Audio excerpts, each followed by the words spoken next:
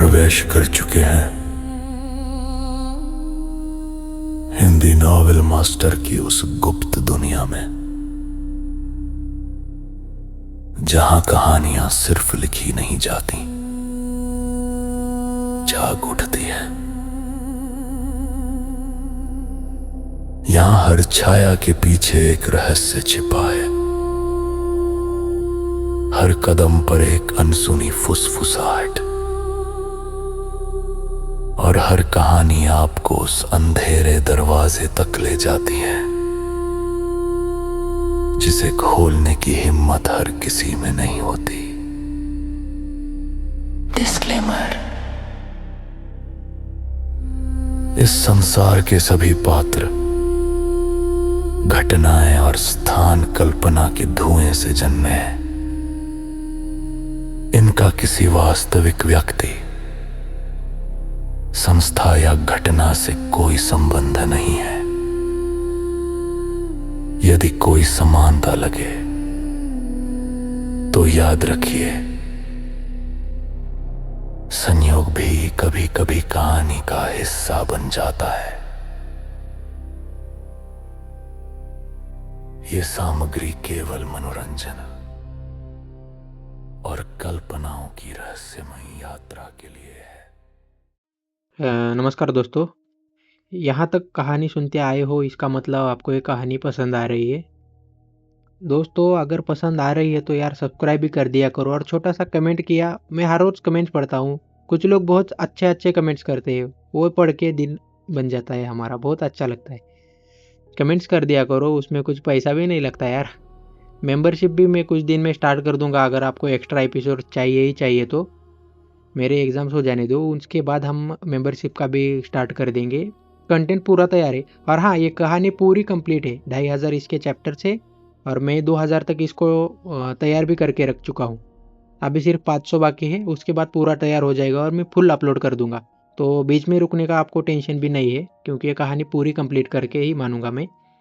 इसी वजह से भाई लाइक कर दिया करो और कमेंट्स करो, और हाँ सब्सक्राइब करना भी मत भूलना।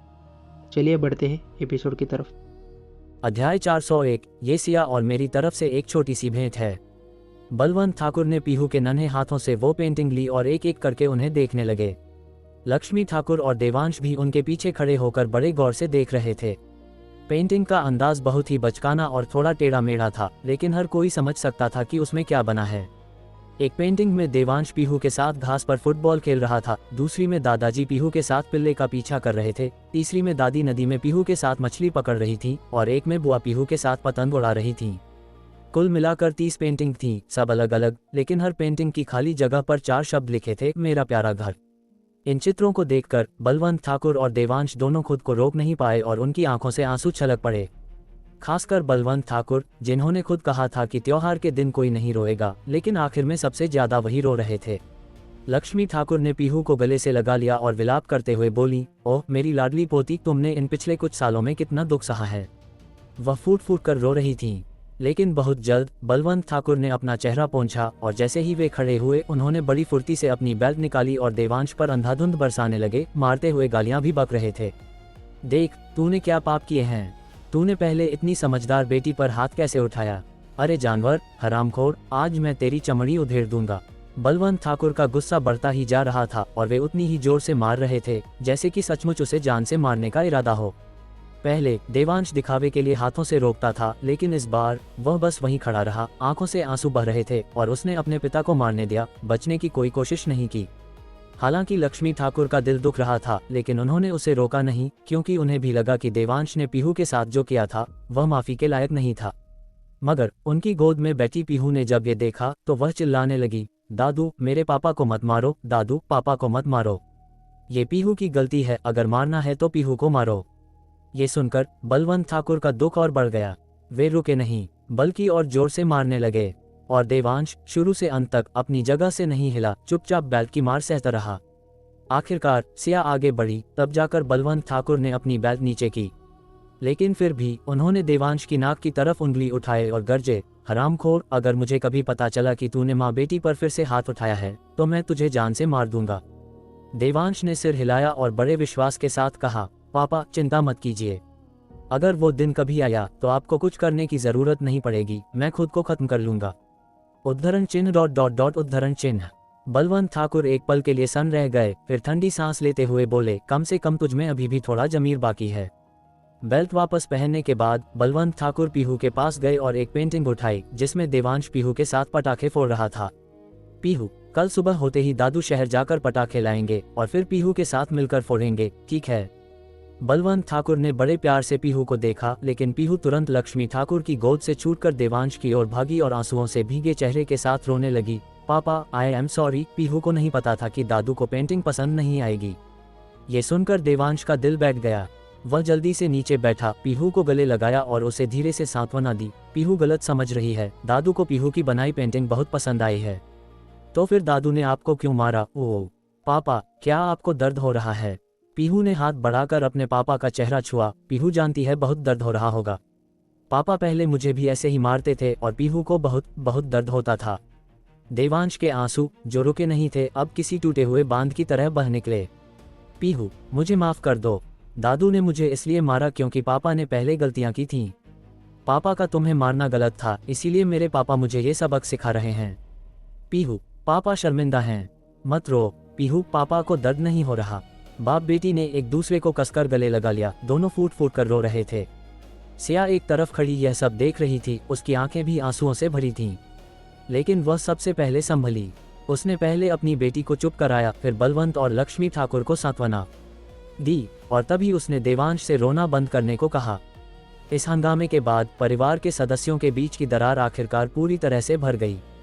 जब शहर में फोटो स्टूडियो खुलेगा तो मैं ये सारी पेंटिंग फ्रेम करवाऊंगा, हे। बलवंत ठाकुर ने अपने आंसू पोंछने के बाद एक भोली भाली मुस्कान के साथ कहा। पापा, इतनी भी बड़ी बात नहीं है, आप इसे इतना सिर पर मत चढ़ाए, सिया ने लाचारी से कहा। उसे उम्मीद नहीं थी कि किंडरगार्टन से पीहू ने जो पेंटिंग बनानी शुरू की थी वे उसके दादा दादी को इतनी प्यारी लगेंगी। बिल्कुल नहीं, मेरी पोती ने जो तोहफा दिया है उसे तो फ्रेम होना ही है। बलवंत ठाकुर ने मन बना लिया था, अब कोई उन्हें बदल नहीं सकता था। ओह, याद आया, चूंकि हम कल शहर जा रहे हैं तो इन सारी चीजों को वापस कर देंगे। बलवंत ठाकुर ने बड़े सूटकेस में रखे सामान की ओर इशारा करते हुए कहा। साफ था कि अभी हुई घटनाओं ने उनका मन नहीं बदला था। दादू, ये सब तो मम्मी ने रात रात भर जागकर फोन पर झपट्टा मारकर जीते हैं, इन्हें वापस नहीं किया जा सकता। पीहू की मासूम आवाज आई जिससे वहां मौजूद हर कोई स्तब्ध रह गया। पीहू, तुम सो नहीं गई थी? सिया थोड़ी उलझन में थी। उसे अच्छी तरह याद था कि जब वह इन चीजों को स्नैच कर रही थी, सेल में खरीद रही थी, तब पीहू सो रही थी। मैं सो रही थी, लेकिन मैं मर थोड़ी गई थी, मैं जाग भी सकती हूँ।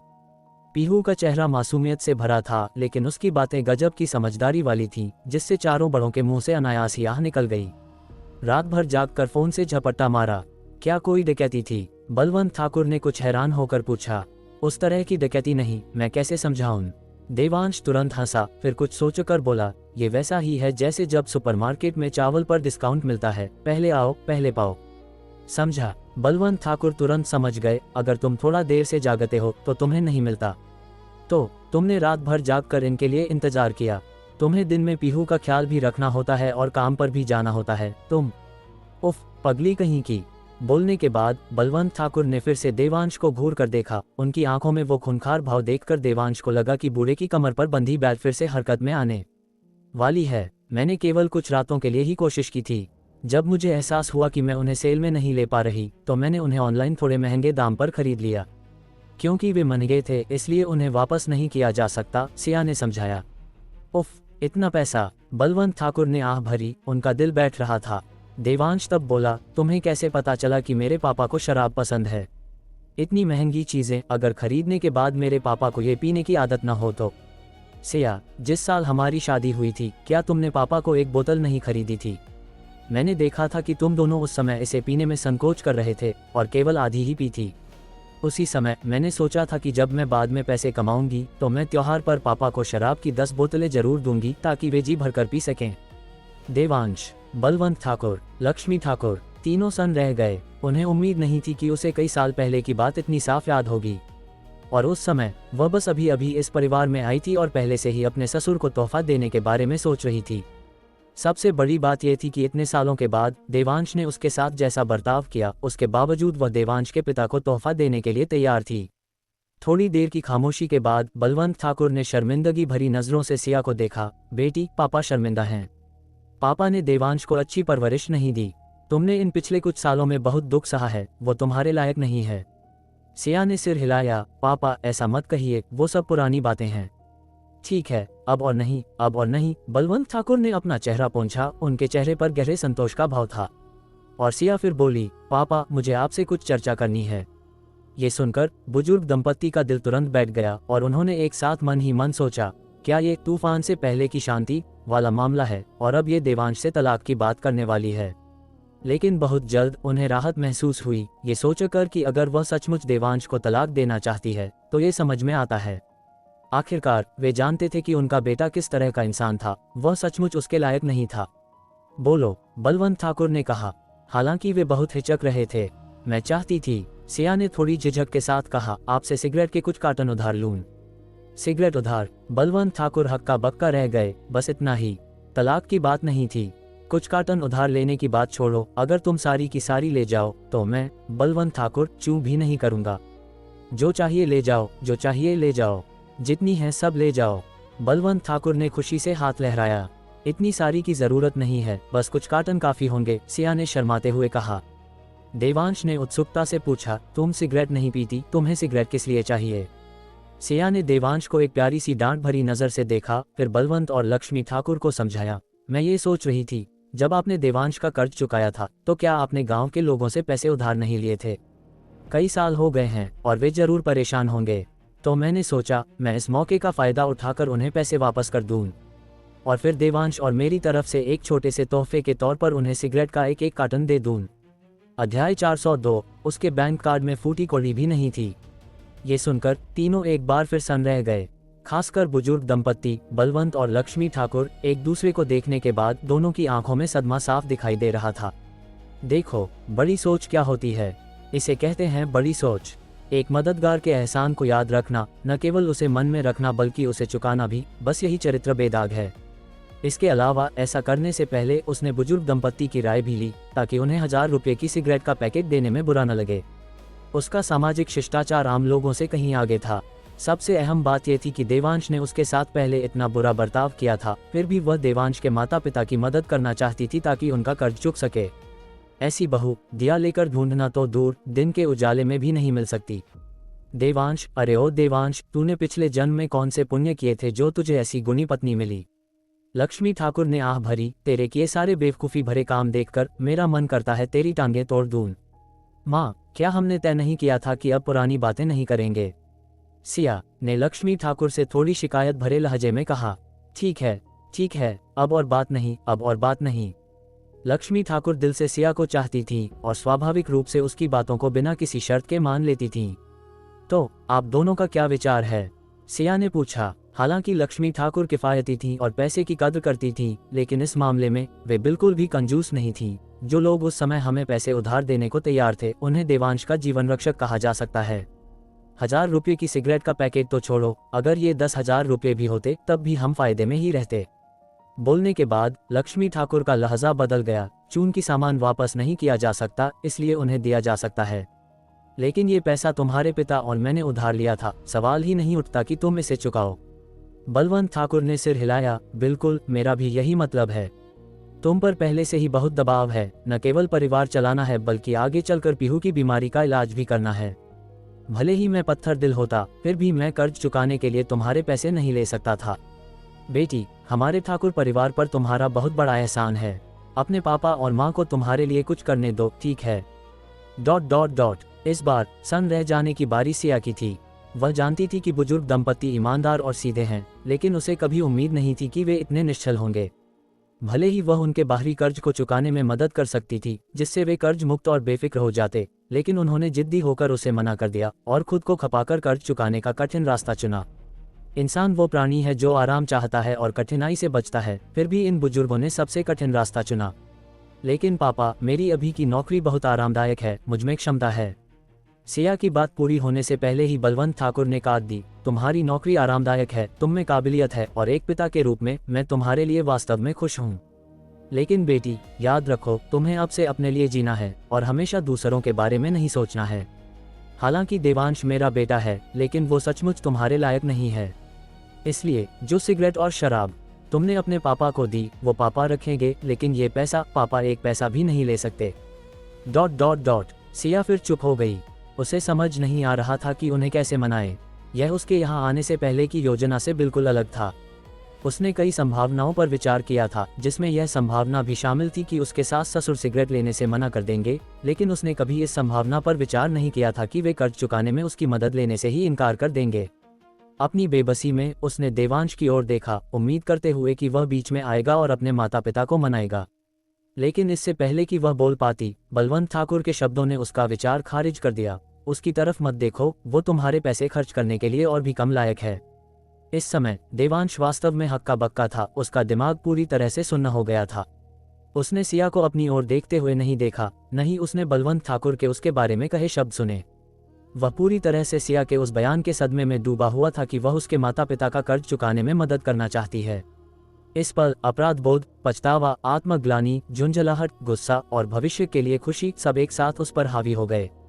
जैसा कि उसकी माँ ने कहा था, उसने पिछले जन्म में कौन से पुण्य किए थे, उसमें कौन सा गुण और क्षमता थी जो सिया उसके साथ ऐसा व्यवहार कर रही थी। उसके पिछले कारनामों को देखते हुए सिया को उससे नफरत होनी चाहिए थी। फिर भी उसने न केवल त्योहार मनाने के लिए उसके घर आकर अपने मायके के रीति रिवाजों के खिलाफ काम किया, बल्कि उसने उसके माता पिता की इज्जत का भी ख्याल रखा। इतना सोच समझ कर किया गया इंतजाम देवांश मरते दम तक विश्वास नहीं करता अगर उसने अपने मन में अनगिनत बार इसकी रिहर्सल न की होती। लेकिन वह उसे अपने साथ ऐसा व्यवहार करने के लिए मजबूर कैसे कर सका। उसने बस उसे एक घर खरीद कर दिया था और कुछ गुंडों से छुटकारा पाने में मदद की थी। इतनी छोटी सी बातों ने उसे इतना सोचने पर मजबूर कर दिया। वह कितनी दयालु औरत होगी जो ऐसा कर रही है। अतीत में उसके साथ की गई अपनी सारी बेवकूफ़ियों को याद करते हुए देवांश सचमुच चाहता था कि वह दैवीय प्रकोप को बुला सके जो उसे चकनाचूर कर दे। सिया को माथे पर शिकन लिए और बुजुर्ग दंपत्ति को मनाने का तरीका सोचते हुए देखकर देवांश के दिल में खुशी और दर्द दोनों महसूस हुए। खुशी इस बात की थी कि सिया धीरे धीरे उसे स्वीकार कर रही थी। दर्द इस बात का था कि सिया उसका बहुत ज्यादा ख्याल रख रही थी, अपनी खुद की शिकायतों को पूरी तरह से नजरअंदाज कर रही थी। सीने में तेज दर्द के साथ देवांश आखिरकार होश में आया। बिना एक शब्द कहे वह सीधे अपने माता पिता के पास से गुजरा, सिया के पास गया और फिर अपने माता पिता और पीहू की नजरों के सामने सिया का चेहरा अपने हाथों में लिया और उसके माथे को जोर से चूम लिया। मैं देवांश ठाकुर आसमान की कसम खाता हूँ, अगर मैंने इस जीवन में कभी सिया के साथ विश्वासघात किया तो अनंत दैवीय प्रकोप मेरे शरीर को नष्ट कर दे और करोड़ों सितारे मेरी आत्मा को निगल लें। एक महायोगी सम्राट का ये वचन शाश्वत और अटूट है। सिया को छोड़ने के बाद देवांश ने पूरे विश्वास के साथ घोषणा की और तभी सबने घर के बाहर अचानक बिजली कड़कने की आवाज सुनी, मानो पूरा आकाश फटने वाला हो, जिससे डरकर पीहू जल्दी से सिया की गोद में दुबक गई। बिना वजह ऐसी भयानक कसम क्यों खा रहे हो, पागल हो गए हो क्या? सिया का चेहरा शर्म से लाल हो गया था। वह बिल्कुल भी एक माँ जैसी नहीं लग रही थी। वह साफ तौर पर एक कॉलेज की छात्रा जैसी लग रही थी जिसने अभी अभी डेटिंग शुरू की हो। उसे उम्मीद नहीं थी कि देवांश इतना बेबाक होगा, और वो भी अपने माता पिता के सामने। क्या वह थोड़ा संकोच नहीं कर सकता था? छी छी छी, थोड़े संकोच का क्या मतलब है? उसे मुझे बिल्कुल भी नहीं छूना चाहिए था। हालांकि बिजली की गड़गड़ाहट ने बुजुर्ग दंपत्ति बलवंत और लक्ष्मी ठाकुर को काफी डरा दिया था, लेकिन देवांश और सिया को इतना करीब देखकर वे बिजली का डर कब का भूल चुके थे। उसकी जगह उन मुस्कुराहटों ने ले ली थी जिन्हें वे रोक नहीं पा रहे थे। अगर यह सिलसिला जारी रहा तो क्या उन्हें जल्द ही दूसरा पोता पोती नहीं मिल जाएगा? ठीक है, आप सब परेशान होना बंद करो, मैं ये पैसा चुकाऊंगा, देवांश ने बड़े यकीन के साथ कहा। तू चुकाएगा? तू किस चीज से चुकाएगा? अपनी बेशर्मी से, बलवंत ठाकुर ने चिढ़कर जवाब दिया। पापा, लोगों के बीच का सबसे बुनियादी भरोसा कहाँ है? क्या आप एक बार अपने बेटे पर भरोसा नहीं कर सकते? देवांश ने कहा। उसे काफी बुरा लग रहा था। अरे, क्या तेरी कोई साख भी है जिसके बारे में बात की जाए? मुझे कैसे नहीं पता? बलवंत ठाकुर ताना मारने से खुद को रोक नहीं पाए। तूने जितने भी बेवकूफ़ी भरे काम किए हैं, अगर मैं तेरा बाप न होता तो तुझे आंगन के गेट से अंदर भी नहीं आने दिया जाता। छोड़िए, मैं आपसे बहस नहीं करूंगा। कल तक आपको पता चल जाएगा कि आपके बेटे मुझ में क्षमता है या नहीं, देवांश ने शांति से कहा। उसका चेहरा आत्मविश्वास से भरा था। कल तक इंतजार क्यों? क्या तू अभी साबित नहीं कर सकता? बलवंत ठाकुर ने पलटवार किया। देवांश ने अपने हाथ फैलाए। मैं अभी कैसे साबित कर सकता हूँ? बिना ठोस सबूत के अगर मैं आपको बता भी दूं तो आप मुझ पर विश्वास नहीं करेंगे। बिना ठोस सबूत के क्या मतलब है? बस अपना फ़ोन निकाल और हमें अपना कार्ड बैलेंस दिखा, क्या उससे काम नहीं चलेगा? तुझे क्या लगता है मुझे इन हाईटेक चीज़ों के बारे में नहीं पता? बलवंत ठाकुर ने चिढ़कर कहा। पापा, आप कमाल हैं, आपको अब मोबाइल बैंकिंग के बारे में भी पता है। देवांश ने हैरान होने का नाटक करते हुए कहा।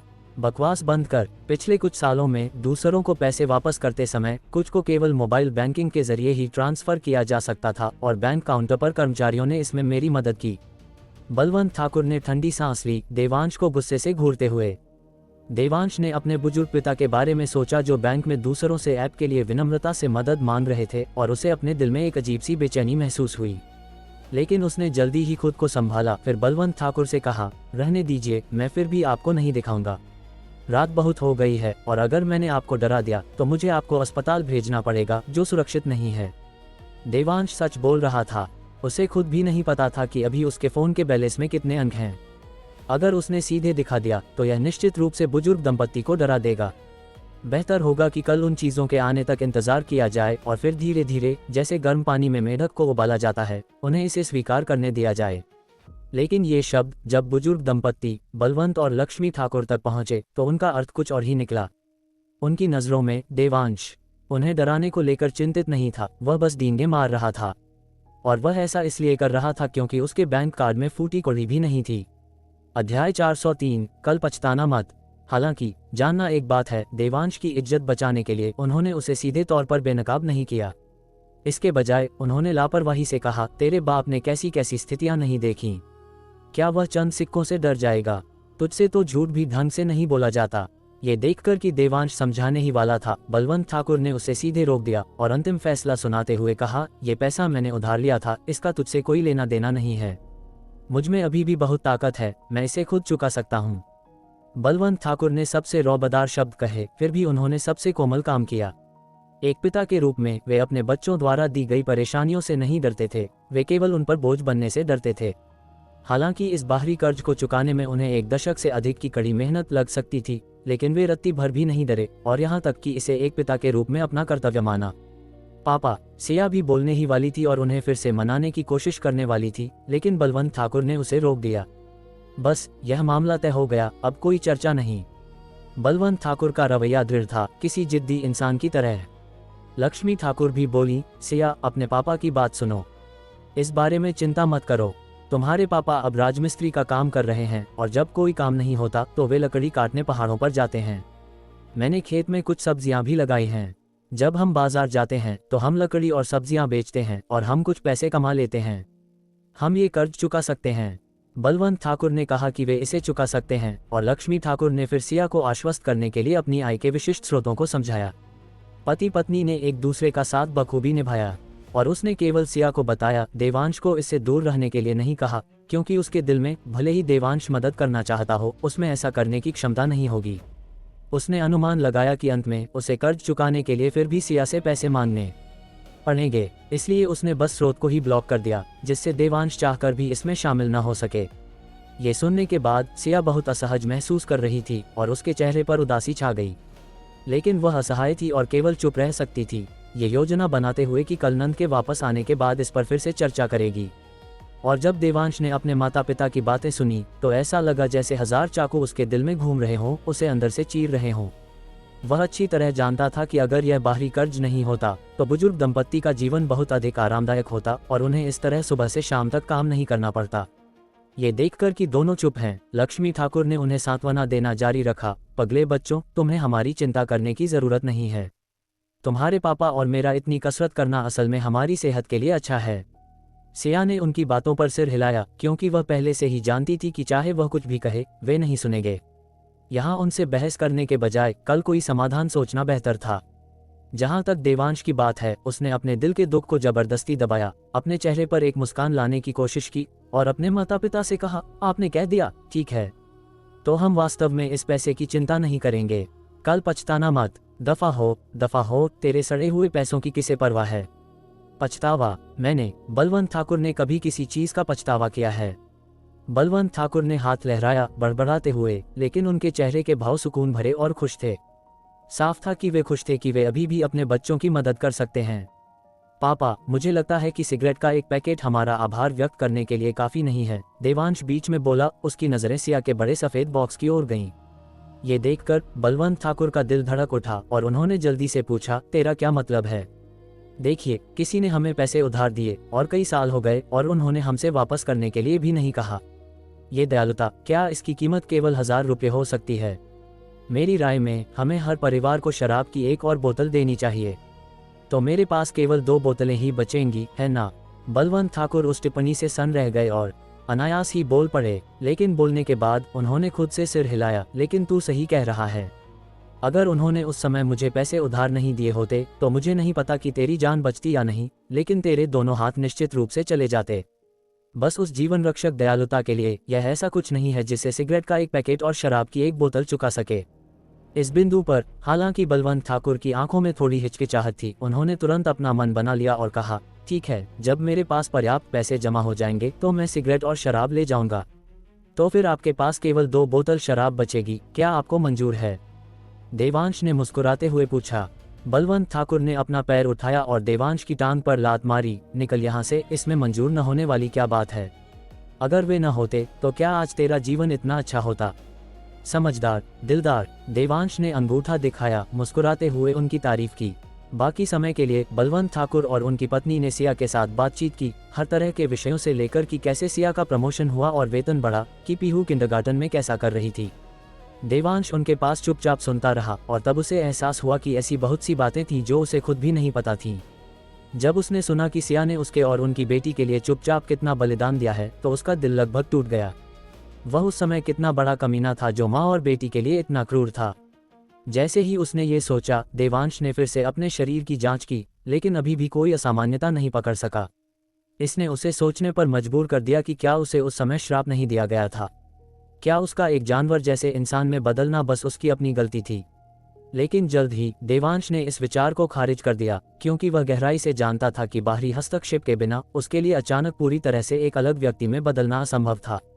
बात बस इतनी थी कि उसकी वर्तमान साधना शायद पर्याप्त नहीं थी, इसीलिए वह अपने शरीर के भीतर की असामान्यता का पता नहीं लगा पा रहा था। इस बिंदु को स्पष्ट करने के बाद देवांश ने अब उस मामले पर विचार नहीं किया। इसके बजाय उसने अपने परिवार के साथ समय बिताने पर ध्यान केंद्रित किया। अंगीठी के चारों ओर बैठकर चुपचाप आग से खुद को गर्म करते हुए और हर तरह की बातें करते हुए। ठाणे, सबसे बेहतरीन प्राइवेट अस्पताल, Saint Andrews international hospital, VIP inpatient department. Seth Kirorimal के व्हीलचेयर पर बैठे फर्श से छत तक की खिड़की में अपना प्रतिबिंब देख रहे थे। उनके हाथ पट्टियों में लिपटे हुए थे, उनका चेहरा गुस्से से भरा था। उस दिन यवतमाल के स्की रिजॉर्ट से निकलने के कुछ ही देर बाद वे तेज दर्द और खून की कमी से बेहोश हो गए थे। हालांकि वे मांसल दिखते थे, लेकिन उनका शरीर बहुत कमजोर था। वे कुछ दिन पहले ही हल्का सा होश में आए थे और उन्हें आईसीयू से यहाँ शिफ्ट किया गया था। जागने के बाद उन्हें अपने हाथों में असहनीय दर्द महसूस हुआ और वे पूरे 1 दिन तक दिल दहला देने वाली चीखें मारते रहे। उस विलाप में दर्द और अपमान दोनों था, लेकिन उससे भी ज्यादा उसमें एक असंतोष था। आज तक वे समझ नहीं पाए थे कि ठाणे का सरदार विक्रमजीत सिंह एक मामूली नौजवान की बात क्यों मानेगा। भले ही वह सचमुच विक्रमजीत का नाजायज बेटा हो, फिर भी विक्रमजीत को उस पर इतना प्यार नहीं लुटाना चाहिए, है ना? तो जागने के बाद उन्होंने सबसे पहला काम ये किया कि किसी से विक्रमजीत को फोन करवाया ताकि वह आकर उन्हें सफाई दे, लेकिन विक्रमजीत अभी तक नहीं आया था। मजबूर होकर उन्हें खुद ही कोई रास्ता निकालना पड़ा। जैसे ही वे अपना फोन उठाने वाले थे, उन्हें एहसास हुआ कि वे इसे उठाने के लिए अपने हाथों का इस्तेमाल बिल्कुल नहीं कर सकते। उन 9 उंगलियों में ऐसा महसूस हो रहा था जैसे सुइयां चुभाई जा रही हों, एक चुभने वाला, हड्डी कंपा देने वाला दर्द। बड़ी मुश्किल से वे अपने एकमात्र बचे हुए अंगूठे से अपना फोन अनलॉक करने में कामयाब रहे, किसी का नंबर डायल किया और फिर उस व्यक्ति को उस नौजवान की पहचान की जांच करने का निर्देश दिया। लेकिन अब कई दिन हो चुके थे और सामने वाला अभी भी कोई और उपयोगी जानकारी नहीं दे पाया था। केवल इतना पता था कि वह नागपुर गांव का रहने वाला है। हालांकि वे बहुत उलझन में थे, लेकिन वे अब और परवाह नहीं कर सकते थे। उनकी कटी हुई उंगलियों का बदला लेना ही था। तो उन्होंने फोन किए, हर उस व्यक्ति को बुलाया जिसे वे बुला सकते थे, नागपुर गांव जाकर तबाही मचाने के इरादे से। हालांकि उनके ये कॉल करने के कुछ ही देर बाद विक्रमजीत सिंह, जो तब तक नहीं आया था, आ धमका, सेठ के मैंने सुना है कि आप हाल ही में नागपुर गांव जाने के लिए लोगों को इकट्ठा कर रहे हैं। अध्याय 404, तुम्हारा बिस्तर थोड़ा छोटा है, मुझे डर है सोने में दिक्कत होगी। कमरे में घुसने के बाद विक्रमजीत सीधे मुद्दे पर आया और पूछा, क्या तुम मुझे रोकने वाले हो? सेठ के का चेहरा काला पड़ गया और उन्होंने तुरंत कहा, पिछली बार मैं किसी को साथ नहीं लाया था, इसीलिए तुम मुझ पर भारी पड़ गए। इस बार मेरे आदमी जल्द ही यहाँ होंगे, क्या तुम मुझे रोक सकते हो? ये सुनकर विक्रमजीत ने सिर हिलाया और मुस्कुराते हुए कहा, तुम गलत हो, मैं तुम्हें रोकने नहीं बल्कि तुम्हें बचाने आया हूँ। मुझे बचाने? सेठ के ने दर्द में अपने हाथ उठाए, क्या तुम मुझे ऐसे बचाते हो? विक्रमजीत ने आह भरी और सिर हिलाया, तुम नहीं समझोगे, अगर मैंने पिछली बार कड़े कदम नहीं उठाए होते तो तुम अब तक मर चुके होते। ए विक्रमजीत, अपनी ये कुत्ते जैसी आंखें खोल और ठीक से देख, क्या मैं तुझे बेवकूफ दिखता हूँ? सेठ के दहाड़े विक्रमजीत ने कोई जवाब नहीं दिया, बल्कि उल्टा पूछा, मैं जानता हूं कि तुम 4 दिन पहले होश में आए, लेकिन क्या तुम जानते हो कि मैं तुमसे मिलने क्यों नहीं आया? अगर मैं तुम्हारी जगह होता और इतना गद्दारी वाला काम करता तो मुझमें भी किसी को मुंह दिखाने की हिम्मत नहीं होती। सेठ के नफरत से भरे थे, उनका हर शब्द कटाक्ष से टपक रहा था, क्योंकि मैं वो काम पूरा करने में व्यस्त था जो उस शख्स ने मुझे करने के लिए कहा था। विक्रमजीत ने सेठ के की शिकायतों को नजरअंदाज किया और खुद को समझाया, ओह, वो शख्स वही है जिसने मुझे तुम्हारी उंगलियां काटने के लिए कहा था। आखिर वो है कौन जो तुम्हें अपनी उंगलियों पर नचा रहा है? सेठ के ने त्योरी चढ़ाते हुए दांत पीसकर पूछा, क्या तुमने अभी तक उसकी पहचान नहीं ढूंढ ली? नागपुर गांव का एक आम ग्रामीण। विक्रमजीत हंसा, तुम्हें लगता है मैं उस पर विश्वास करूंगा? अच्छा है कि तुम विश्वास नहीं करते, वरना तुम अब तक मर चुके होते। विक्रमजीत ने एक ठंडी हंसी हंसी, तो उसकी असली पहचान क्या है?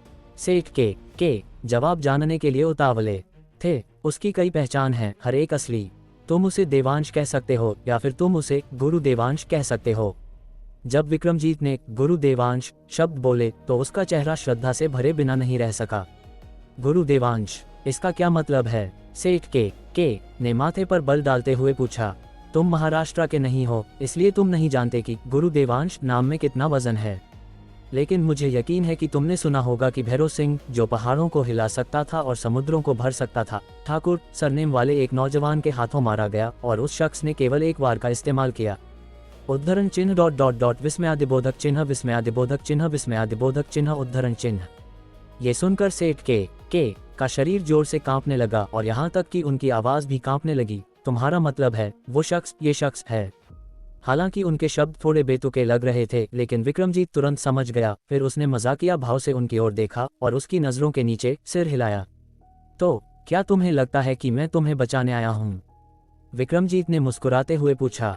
सेठ के ने ये सुना, जल्दी से अपने अंगूठे से अपना फोन अनलॉक किया और फिर एक कॉल किया।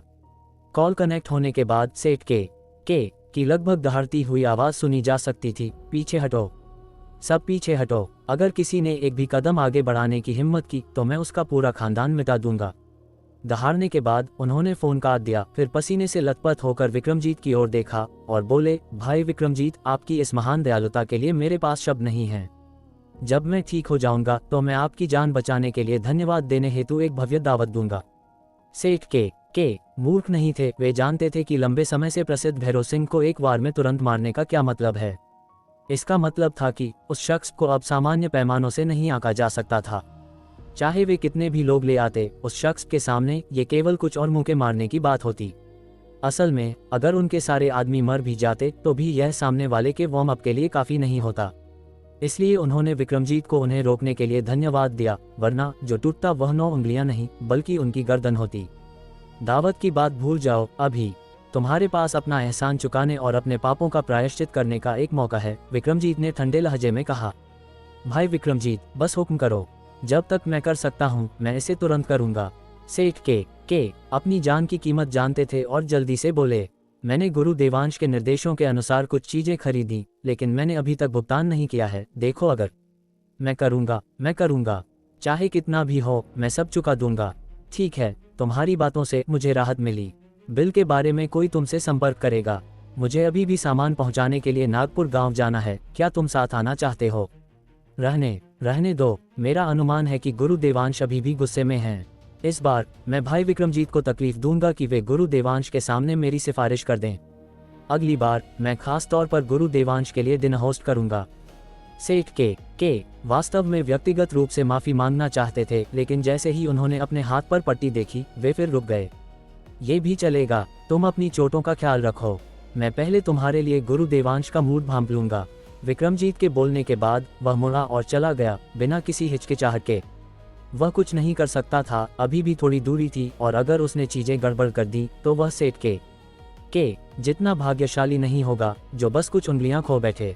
गनीमत थी कि वे चीजें पहले ही करजत पहुंच चुकी थी, उसे बस सुबह होने से पहले वहां पहुंचना था। नागपुर गांव, ठाकुर परिवार। जैसे जैसे परिवार बातें करता गया, समय अनजाने में आधी रात तक पहुंच गया। पीहू जागते रहने में असमर्थ पहले ही सो चुकी थी। हालांकि सिया को भी बहुत नींद आ रही थी, लेकिन ये देखकर कि बुजुर्ग दंपत्ति अभी भी इतने उत्साहित थे, उसने खुद को जागते रहने और उनके साथ बातचीत जारी रखने के लिए मजबूर किया। हालांकि बुजुर्ग दंपत्ति ने उसे कई बार पीहू को सुलाने के लिए कहा, फिर भी वह जागने पर अड़ी रही ताकि मजा खराब न हो। और न जाने क्यों, भले ही उसने पूरे दिन यात्रा की थी और मूल रूप से बेहद थकी हुई थी, घर लौटने के बाद उसे बिल्कुल भी थकान महसूस नहीं हुई। यहाँ तक कि ट्रेन में कई घंटों तक बैठने से होने वाला कमर दर्द भी पूरी तरह से गायब हो गया था जब उसने इस पल इसे ध्यान से महसूस किया। क्या ये घर सचमुच आपदा और दर्द को दूर कर सकता है? सिया खुद को सोचने से नहीं रोक पाई, फिर उसने सिर हिलाया, यह महसूस करते हुए कि उसकी कल्पना सचमुच बेलगाम हो रही थी। ठीक है, मैं भी थक गया हूँ, जल्दी करो और सो जाओ। हालांकि बलवंत ठाकुर अभी भी बातचीत जारी रखना चाहते थे और वे बहुत उत्साहित थे। वे लंबे समय से इतने खुश नहीं थे। वे ये भी जानते थे कि सिया बहुत थकी होगी, इसलिए उन्होंने बातचीत को जबरदस्ती खत्म कर दिया। लक्ष्मी ठाकुर भी बीच में बोली, बिल्कुल वैसे ही जैसे पिछली बार शादी के बाद तुम दोनों वापस आए थे, तुम उसी कमरे में रहोगे। देवांश ने कुछ दिन पहले बिस्तर लगाया था जब वह वापस आया था, लेकिन बिस्तर थोड़ा सख्त है, मुझे नहीं पता कि तुम्हें उस पर सोने की आदत होगी या नहीं। माँ, मैं इतनी नाजुक नहीं हूँ, आपको मेरी इतनी चिंता करने की जरूरत नहीं है, सिया ने शर्माते हुए कहा। वह शर्मा रही थी क्योंकि उसे अचानक एक समस्या का एहसास हुआ। बुजुर्ग दंपत्ति को नहीं पता था कि उनका तलाक हो चुका है, इसलिए उन्होंने उनके लिए केवल एक कमरा और एक बिस्तर का इंतजाम किया था। यानी आज रात उसे देवांश के साथ एक ही बिस्तर पर सोना था। ये ज्ञात होना चाहिए कि जब से देवांश ने शराब पीना और जुआ खेलना शुरू किया था, वह उससे अलग कमरे में सो रही थी। यहाँ तक कि जब देवांश ने उस समय कई बार उसे चाहा तो उसने उसे धकेल दिया। इसके लिए देवांश ने उसे काफी मारा भी था, लेकिन फिर भी सिया ने समझौता नहीं किया। तो इन कुछ सालों में जब देवांश बिगड़ गया था, उसने और देवांश ने कभी बिस्तर साझा नहीं किया था। लेकिन आज वह पूरी तरह से तैयार नहीं थी। देवांश को देखो, उसका मुंह तो लगभग कानों तक मुस्कुरा रहा था। उसे यह अनुमान लगाने की जरूरत नहीं थी कि वह पुराना ठरकी क्या सोच रहा था।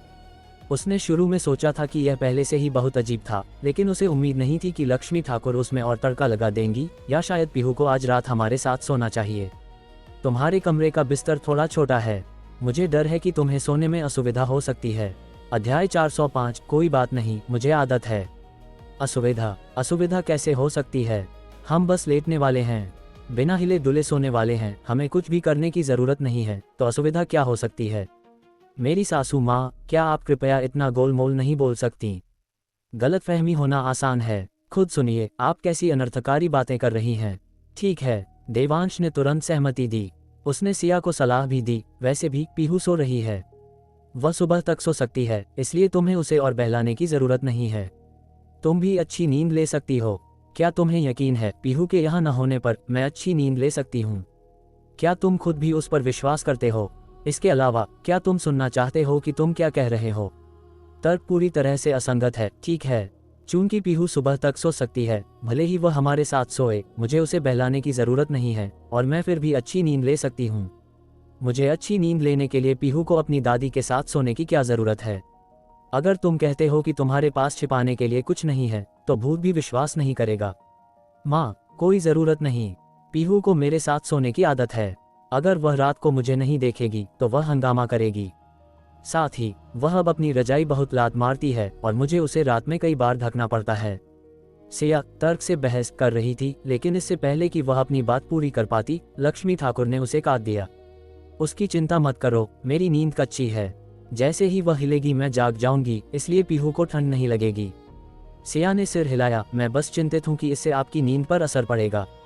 आप बूढ़ी हो रही हैं, आपको अच्छे आराम की जरूरत है और देर तक नहीं जागना चाहिए, इसलिए पीहू को मेरे साथ ही सोना चाहिए। ...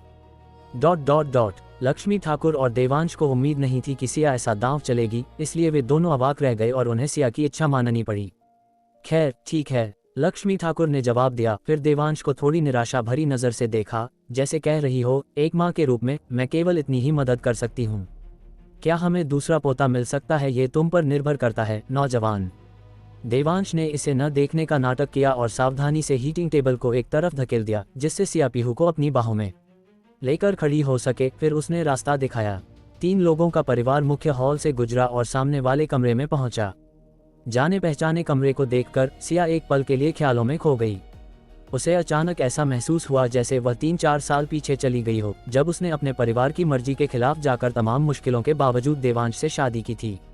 लेकिन उस समय उसने देवांश पर आंख मूंद कर भरोसा किया था और भविष्य के लिए अनंत आकांक्षाओं से भरी थी। उसे विश्वास था कि वह दुनिया की सबसे खुशहाल महिला बनेगी।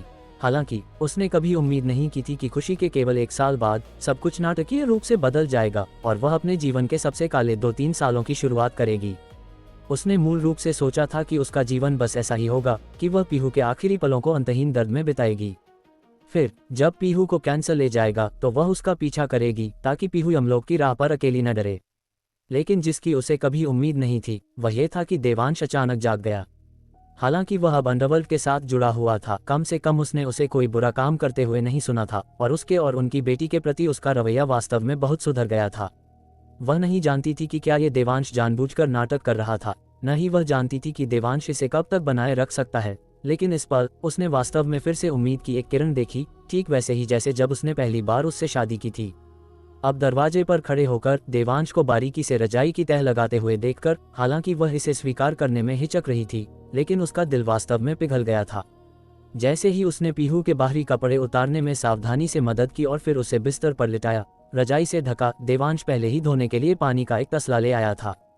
तौलिया बिल्कुल नया था, देवांश अभी अभी अपनी माँ से लाया था। लेकिन सिया ने इसे एक नज़र में पहचान लिया। ये तौलिया विशेष रूप से उनकी शादी की दावत के लिए तैयार किया गया था। अभी भी कई बिना इस्तेमाल किए हुए तौलिए थे जिन्हें उसकी माँ ने करीने से सहेज कर रखा था। तौलिए को देखकर सिया कुछ सन रह गई। उसे लगा कि सब कुछ साल पहले जैसा ही था। अगर पीहू बिस्तर पर लेटी न होती तो उसे लगता कि उसने समय यात्रा का अनुभव किया है। लेकिन ठीक इसी वजह से उसे डर लग रहा था। वह चिंतित थी कि देवांश अपने पुराने धर्रे पर लौट आएगा, 1 साल बाद फिर से एक जानवर जैसा राक्षस बन जाएगा और फिर उसे मौत के घाट उतार देगा। देवांश के पिछले कारनामों के विचार ने सिया को अनायास ही सहने पर मजबूर कर दिया। लेकिन उसने जल्दी ही इस डर को शांत कर लिया, क्योंकि सियांश हॉस्पिटल के फुल पैनल कंसल्टेशन के नतीजों ने उसे बताया था कि पीहू के पास ज़्यादा से ज़्यादा 6 महीने बचे थे और 1 महीना पहले ही बीत चुका था, इसलिए केवल 5 महीने बाकी थे। भले ही देवांश 1 साल बाद फिर से कमीना बन जाए, इससे उसे कोई फर्क नहीं पड़ेगा, क्योंकि तब तक अगर कुछ अप्रत्याशित नहीं हुआ तो उसकी कब्र पर घास शायद 2 हाथ गहरी हो चुकी होगी। इस बात का एहसास होने के बाद सिया को उल्टा राहत महसूस हुई। उसका सबसे बड़ा डर पहले यह था कि अगर वह देवांश के साथ अच्छा व्यवहार करती तो वह फिर से बुरा बन जाएगा और पीहू को नुकसान पहुंचाएगा। इसलिए उसने पीहू का देवांश के साथ कम संपर्क रखना पसंद किया। इस तरह हालांकि पीहू अपने पिता को हर दिन नहीं देख सकती थी, कम से कम ये पीहू को चोट लगने से बचा सकता था। लेकिन पिछले अनुभव के आधार पर, हालांकि वह नहीं जानती थी कि यह कितना विश्वसनीय था, उसने यह विश्वास करना पसंद किया कि देवांश को कम समय में बुरा नहीं बनना चाहिए, और भले ही वह बने तब भी यह 1 साल दूर होना चाहिए। और यह समय उसके और पीहू के लिए अपने शेष दिन जीने के लिए पर्याप्त था और फिर एक साथ यमलोक जाने के लिए। तो सिया को बहुत अधिक सुकून महसूस हुआ। वैसे भी केवल 5 महीने बचे थे, तो क्यों न पीहू के लिए एक पूरा और खुशहाल परिवार बनाया जाए। क्या तुम दोनों बक्से अंदर लाने में मेरी मदद कर सकते हो? सिया ने कहा, कुछ हद तक तनाव मुक्त लगते हुए, पहले की तरह संघर्षरत नहीं, और यहाँ तक कि देवांश को ये बताने की हिम्मत करते हुए कि क्या करना है। आखिरकार जीने के लिए केवल 5 महीने बचे होने पर सभी सांसारिक सम्मेलनों और पुराने रीति रिवाजों का इतना सख्ती से पालन करने की आवश्यकता नहीं थी। लेकिन उसे संतुलन बनाए रखना था, देवांश को 5 महीने के भीतर बुरा नहीं बनने देना था। सिया की बातें सुनकर देवांश साफ तौर पर सन्न रह गया, फिर धीरे से ठीक है का जवाब दिया और हॉल के पार से सूटकेस लाने के लिए कमरे से बाहर निकल गया। जब देवांश लौटा तो उसने पाया कि सिया पहले ही मुंह हाथ धो चुकी थी और कुर्सी पर बैठी थी, कुछ उलझन में लग रही थी। क्या हुआ? देवांश ने धीरे से पूछा। क्या तुम्हारे पास दूसरा तसला है? मैं अपने पैर धोना चाहती हूँ, सिया ने कहा, थोड़ा शर्मिंदा होकर। ये सुनकर देवांश बिना एक शब्द कहे फिर से बाहर भागा और जल्द ही एक तसले के साथ लौटा, जिसे उसने सिया के सामने रखा। नए लाए गए तसले में चेहरे धोने वाले तसले से पानी डाला। तुम उधर मुड़ो, सिया ने धीमी आवाज में कहा। उसका चेहरा लाल था। देवांश थोड़ा भ्रमित था। क्यों? मैं अपने पैर धोने जा रही हूँ, तुम्हें देखने की इजाजत नहीं है। सिया की आवाज मच्छर की भिनभिनाहट जैसी थी, जैसे कि देवांश के सामने पैर धोना उसके सामने नग्न खड़े होने जैसा हो। पैर धोना नहाने जैसा नहीं है, मैं क्यों नहीं देख सकता? देवांश बहुत हैरान था। इसके अलावा ऐसा नहीं है कि मैंने नहीं देखा। बोलो मत, मुड़ो। सिया ने मुंह फुलाते हुए देवांश को बीच में ही रोक दिया। देवांश बेमन से मुड़ा और अपनी पीठ कर ली। उसके मुड़ने के कुछ ही देर बाद उसकी बाहें थोड़ी सिकुड़ गईं, क्योंकि उसे खून की हल्की महक आई। देवांश ने सिया के अनुरोध की परवाह नहीं की, सीधे पीछे मुड़ा और सिया के गोरे चिकने पैर पर सोयाबीन के आकार का एक खूनी छाला देखा, जो पहले ही फट चुका था और हल्का लाल रिस रहा था, जो असाधारण रूप से चुभने वाला था। कोई आश्चर्य नहीं कि वह चाहती थी कि देवांश मुड़ जाए, वह नहीं चाहती थी कि वह उसके तलवे पर खूनी छाला देखे। और देवांश ने सिया के सामने उसकी शारीरिक स्थिति को देखने के लिए अपनी दिव्य दृष्टि नहीं फैलाई थी, इसलिए उसने इसे पहले नहीं देखा था। ये कब हुआ? देवांश ने माथे पर बल डाला, सिया के सामने बैठ गया और उसके संघर्ष के बावजूद उसका पैर अपनी गोद में रखते हुए दिल से निकलते दर्द के साथ बोला, यह शायद तब हुआ जब हम शहर से वापस आए। बर्फ बहुत ज्यादा थी और मेरे जूतों में पानी चला गया तो। सिया ने हल्के से कहा, उसके चेहरे पर कोई शिकायत नहीं थी, जैसे कि यह एक आम बात हो। देवांश को याद आया कि जब उसकी मां ने आंगन का गेट खोला तो पीहू सूटकेस पर बैठी थी, और तब वह समझ गया। हवा और बर्फ बहुत तेज थी। सिया को चिंता थी कि पीहू के जूतों में भी पानी चला जाएगा, इसलिए उसने उसे सूटकेस पर बिठा दिया। जहां तक उसकी बात है, उसने अपने पैरों पर बर्फीली ठंड को सहा, हर हाथ में एक सूटकेस घसीटा, भारी बर्फ में संघर्ष किया। उस दृश्य के विचार ने देवांश के दिल में एक अजीब सा दर्द पैदा कर दिया। वह मुंबई के एक बड़े अपार्टमेंट में हो सकती थी, गर्म लकड़ी के फर्श पर नंगे पैर, आराम से कॉफी पीते हुए, पूरे घर के सराउंड साउंड सिस्टम को सुनते हुए, 10 मीटर की फर्श से छत तक की खिड़की के सामने बैठी बाहर नाचते बर्फ के टुकड़ों का आनंद ले रही होती। लेकिन बुजुर्ग दंपत्ति के शक से बचने के लिए, बुजुर्ग दंपत्ति को एक रियूनियन साल देने के लिए, साथ ही ग्रामीणों के सामने बुजुर्ग दंपत्ति को सम्मान दिलाने के लिए उसने अकेले ही सारे तोहफे तैयार किए। फिर पीहू को उनके भगवान द्वारा भुला दी गई जगह पर हजारों मील की यात्रा पर ले गई। अगर उसने पहले उसके साथ अच्छा व्यवहार किया होता तो देवांश को थोड़ा बेहतर महसूस हो सकता था, लेकिन वह एक जानवर जैसा हुआ करता था। न केवल शराब पीता और जुआ खेलता था, बल्कि उसे लगातार मारता और गालियां भी देता था। ये सोचते ही देवांश के चेहरे से आंसू बह निकले। सिया के गोरे बर्फ जैसे सफेद पंजों पर टपकते हुए चमकते मोतियों जैसी छोटी बूंदों की तरह बिखर गए, देखने में बेहद सुंदर। सिया, जिसने अपना पैर पीछे खींचने का इरादा किया था, इस दृश्य को देखकर जम गई। उसने अब अपना पैर पीछे नहीं खींचा, बल्कि आगे झुकी, सहज रूप से देवांश के सिर को छूने के लिए हाथ बढ़ाया और धीरे से कहा, कोई बात नहीं, मुझे आदत है। फूटने के बाद ये 2-3 दिनों में ठीक हो जाएगा। ये सुनकर देवांश को याद आया कि पिछले 2-3 सर्दियों में सिया काम पर आने जाने के अपने खाली समय का उपयोग खेतों में मूली लगाने और फिर रिहायशी इलाके के प्रवेश द्वार पर बेचने के लिए करती थी। और वह अच्छे जूते और मोजे खरीदने में संकोच करती थी, इसलिए सर्दियों में उसके जूतों में पानी रिसना एक आम बात थी, और उसके पैर नाजुक और कोमल थे, इसलिए खूनी छाले होना स्वाभाविक था।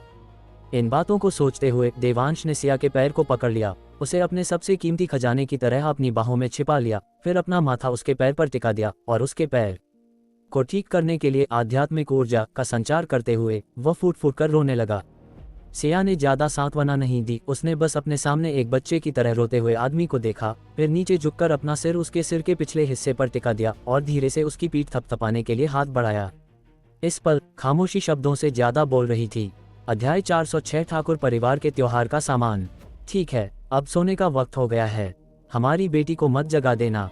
कुछ देर बाद सिया सीधी होकर बैठ गई। उसने धीरे से पीहू के सिर को थपथपाया और फुसफुसाते हुए कहा।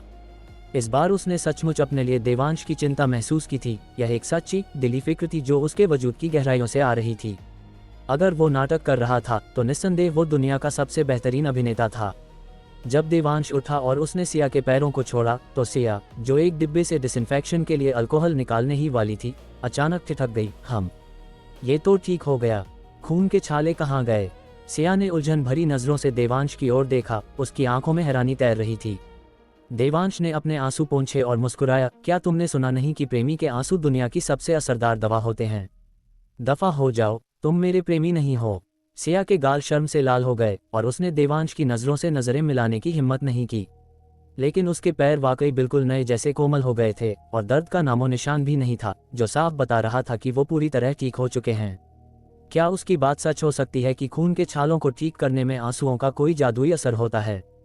खैर, चूंकि सब कुछ ठीक था, सिया ने इस बात पर ज्यादा दिमाग नहीं लगाया। इसके बजाय उसने जल्दी से अपने पैर धो लिए क्योंकि तसले का पानी अभी भी गर्म था। पैर सुखाने के बाद वह पानी फेंकने ही वाली थी, लेकिन देवांश ने खुद ये काम करने की पेशकश की और उससे जल्दी बिस्तर पर जाने की जिद की ताकि उसे फिर से ठंड न लग जाए। सिया ने उससे बहस नहीं की। इसके बजाय देवांश के जाने के बाद उसने जल्दी से अपने बाहरी कपड़े उतारे और रजाई में घुस गई। उसे देवांश के सामने मोजे उतारने में ही शर्म आ रही थी, तो उसके सामने कपड़े उतारना तो और भी ज्यादा शर्मनाक होता। बाहर जाने के बाद देवांश तुरंत वापस नहीं आया। इसके बजाय वो आंगन में गया और 10 से ज्यादा ऊर्जा मणि जोड़कर उस सुरक्षा चक्र को दोगुना कर दिया जो पहले केवल उसके माता पिता के कमरे को कवर करता था, ताकि उनका कमरा और जिस कमरे में कल उसकी बड़ी बहन रुकने वाली थी वो भी इस धरावसंत सुरक्षा चक्र के दायरे में आ जाएं। इससे ये सुनिश्चित हो जाएगा कि कमरे का तापमान न तो बहुत गर्म हो और न ही बहुत ठंडा, और बच्ची का शरीर लगातार आंतर शक्ति से पोषित होता रहे। ये काम खत्म करने के बाद देवांश कमरे में लौटा और पाया कि सिया पहले से ही बिस्तर में थी। उसने तुरंत अपना मुंह लटका लिया और धीमी आवाज में पूछा, तुम इतनी जल्दी बिस्तर में घुस गई, मेरे वापस आने का इंतजार भी नहीं किया? मुझे नहीं पता तुम किस बारे में बात कर रहे हो, मैं सो चुकी हूँ। सिया ने आंखें बंद किए कि यही जवाब दिया। ये सुनकर देवांश पूरी तरह से हक्का बक्का रह गया। तुम सो रही हो और फिर भी मुझसे बात कर सकती हो? देवांश ने मुस्कुराते हुए पूछा। अभी जो मैंने कहा वो मैं नींद में बड़बड़ा रही थी, और यह वाक्य भी। सिया ने अपनी आंखें कसकर बंद रखी। उसका शरीर हल्का सा कांप रहा था। वो बिल्कुल भी सोई हुई नहीं लग रही थी, जरा सा भी नहीं। तुम जीत गई, देवांश ने मुस्कुराते हुए कहा, फिर कपड़े उतारने लगा, बिस्तर पर जाने की तैयारी करते हुए। वैसे इससे कोई फर्क नहीं पड़ता था कि वो अपने कपड़े उतारे या नहीं, उसका शरीर हमेशा एक स्थिर तापमान पर रहता था, कभी गर्म या ठंडा नहीं होता था। लेकिन बाद में कुछ करीबी पलों की गुंजाइश रखने के लिए उसने फिर भी जितने हो सके कपड़े उतार दिए, केवल वही कपड़े पहने रखे जिन्हें उतारना बच्चों के सामने अनुचित होता। चलो पहले ही यह साफ कर लेते हैं, हम केवल इसलिए साथ सो रहे हैं ताकि मम्मी और पापा को बुरा न लगे। अंदर आने के बाद कोई उटपटांग हरकत नहीं, हालांकि यह भी नींद की बड़बड़ाहट है, लेकिन तुम्हें इसका पालन करना होगा। समझ गया, ओ नींद में बात करने वाली औरत, देवांश ने मुस्कुराते हुए जवाब दिया। उसने उम्मीद नहीं की थी कि सिया का इतना प्यारा पहलू भी होगा। क्या वो आमतौर पर बाहरी लोगों के सामने एक ठंडी और घमंडी देवी की तरह नहीं रहती थी? वाकई उसका ये चंचल और प्यारा रूप हमेशा सिर्फ मेरे लिए ही सुरक्षित रहता है, देवांश ने गर्व से सोचा। फिर दबे पांव बिस्तर पर चढ़ गया और बाहरी किनारे पर लेट गया। सिया, जो पीहू के दूसरी तरफ सो रही थी, ने महसूस किया कि देवांश के बिस्तर पर आते ही किसी अज्ञात कारण से उसका पूरा शरीर तनाव में आ गया और उसकी सांसें थोड़ी तेज हो गईं। हालांकि वो खुद को लगातार समझा रही थी कि वो और देवांश केवल माता पिता को गलतफहमी से बचाने के लिए एक ही बिस्तर पर सो रहे हैं और कुछ भी नहीं हो सकता, लेकिन ये समझाना बेकार था। वो अभी भी घबराई हुई थी और उसे नहीं पता था कि क्यों, लेकिन उसके दिमाग में एक अजीब सा ख्याल बार बार आ रहा था कि देवांश अचानक रजाई हटाकर उस पर झपट पड़ेगा। सबसे बुरी बात यह थी कि इस ख्याल के बाद कई यादें भी कूद पड़ीं, और ये सारी यादें तब की थीं जब देवांश के बिगड़ने से पहले वो और देवांश बिस्तर में करीब हुआ करते थे। सिया, तुम ये क्या बकवास सोच रही हो? शांत हो जाओ। ये स्पष्ट नहीं था कि उसके शब्दों ने काम किया या वो दिन भर के सफर से बहुत ज्यादा थक गई थी, लेकिन थोड़ी ही देर बाद वो एक गहरी मीठी नींद में सो गई। हालांकि देवांश बिस्तर में लेटा था, लेकिन वो सो नहीं रहा था। इसके बजाय वो आसपास की आंतर शक्ति का इस्तेमाल करके अपनी बेटी और सिया की थकान और चोटों को ठीक कर रहा था। जिस बात ने देवांश को बहुत खुश किया वो ये थी कि वो पहले कपड़ों की कई परतों की वजह से इसे देख नहीं पाया था, लेकिन बत्तियां बुझाने और बिस्तर में जाने से ठीक पहले उसने साफ देखा कि सिया ने वो लॉकेट अपने गले में पहना हुआ था जो उसने उसे दिया था। उसने वाकई उसे उतारा नहीं था, सोते समय भी नहीं। नया साल, भारत का सबसे महत्वपूर्ण त्योहार, इसमें कोई शक नहीं। इस दिन चाहे कोई घर से दूर काम कर रहा हो या खेती कर रहा हो, हर कोई छुट्टी लेता है और अपने परिवार के साथ मिलन भोज करता है। इसलिए इस दिन तक बड़े शहर लगभग वीरान हो चुके थे, जबकि विभिन्न गांव चहल पहल से भरे हुए थे। और इसी दिन परिवहन के विभिन्न साधन भी त्योहार की यात्रा की पिछली भीड़ भाड़ को उतार फेंकते हैं और अपेक्षाकृत शांत हो जाते हैं। आखिरकार जो लोग नए साल के लिए घर जा सकते थे वे पहले ही निकल चुके थे, और जो आज तक नहीं निकले थे उन्हें ज्यादातर छुट्टी नहीं मिल पाई थी, इसलिए उनके लिए वापस जाना नामुमकिन था। यहाँ तक कि जिले की बस सेवा भी केवल सुबह चलती थी, दोपहर के बाद पूरी तरह बंद हो जाती थी। सुबह 10 बजे करजत से नागवाड़ी टाउन जाने वाली एक बस यात्रियों से खचाखच भरी हुई बस स्टेशन से रवाना हुई, जिसके 1.5 घंटे बाद टाउन पहुंचने की उम्मीद थी। वे सभी प्रवासी मजदूर थे जो 2 दिन पहले दूसरी जगहों से घर के लिए निकले थे। लंबी यात्रा के कारण वे आज ही जिला मुख्यालय पहुंचे थे। उनमें से ज्यादातर कल रात यवतमाल रेलवे स्टेशन पर पहुंच गए थे, लेकिन बसें न होने के कारण वे एक रात रेलवे स्टेशन पर ही सोए। फिर आज उन्होंने यवतमाल से करजत के लिए सबसे पहली बस पकड़ी और फिर नागवाड़ी टाउन के लिए यह बस ली। हालांकि वे कल पूरी रात ठीक से सो नहीं पाए थे, लेकिन बस में हर कोई जोश में था। उनके चेहरों पर उत्साह और उम्मीद थी, थकान या नींद का नामोनिशान नहीं था। सुबह 11 बजे बस ने घुमावदार पहाड़ी रास्ते पर चढ़ना शुरू किया, ताम्हिनी घाट को पार करते हुए, जहां लगभग 1000 मीटर का ऊंचाई का अंतर था। एक बार जब वे इस पहाड़ को पार कर लेंगे तो नागवाड़ी टाउन नजर आने लगेगा, जिसका मतलब है कि वे सब अपने प्यारे गृहनगर में वापस आ जाएंगे। हालांकि जैसे ही बस पहाड़ के आधे रास्ते पर पहुंची, एक तीखे मोड़ पर खड़-खड़ की आवाज के बाद गाड़ी पूरी तरह से रुक गई। शुरुआत में किसी ने इसे गंभीरता से नहीं लिया, ये सोचकर कि बस का गियर ठीक से नहीं लगा था, इसलिए चढ़ाई चढ़ने के लिए पर्याप्त ताकत नहीं थी। लेकिन जब बस पीछे की ओर लुढ़कने लगी तो उन्हें अंततः स्थिति की गंभीरता का एहसास हुआ। ये साफ तौर पर बस का गियर ठीक से न लगने का मामला नहीं था, बल्कि गाड़ी में ही कोई समस्या थी। ड्राइवर ने जल्दी से इंजन बंद कर दिया, फिर ब्रेक पर जोर से पैर जमाया और पुरुष यात्रियों से नीचे उतरकर टायरों के पीछे लगाने के लिए कुछ पत्थर खोजने को कहा। पुरुष यात्रियों द्वारा पत्थर लगा देने के बाद ड्राइवर ने इंजन बंद किया, ब्रेक छोड़े और जांच करने के लिए नीचे उतरा। इधर उधर देखने के बाद ड्राइवर वापस अंदर आया, इंजन शुरू किया और एक्सीलरेटर दबाया, लेकिन बस अपनी जगह से टस से मस नहीं हुई, जैसे कि वह वहीं जम गई हो। कई बार कोशिश करने के बाद ड्राइवर ने आखिरकार हार मान ली और यात्रियों से घोषणा की, बस खराब हो गई है। देखो, अगर किसी के पास मोबाइल सिग्नल हो तो मेरी मदद करो और टाउन में फ़ोन करके हमें लेने के लिए गाड़ी भेजने को कहो।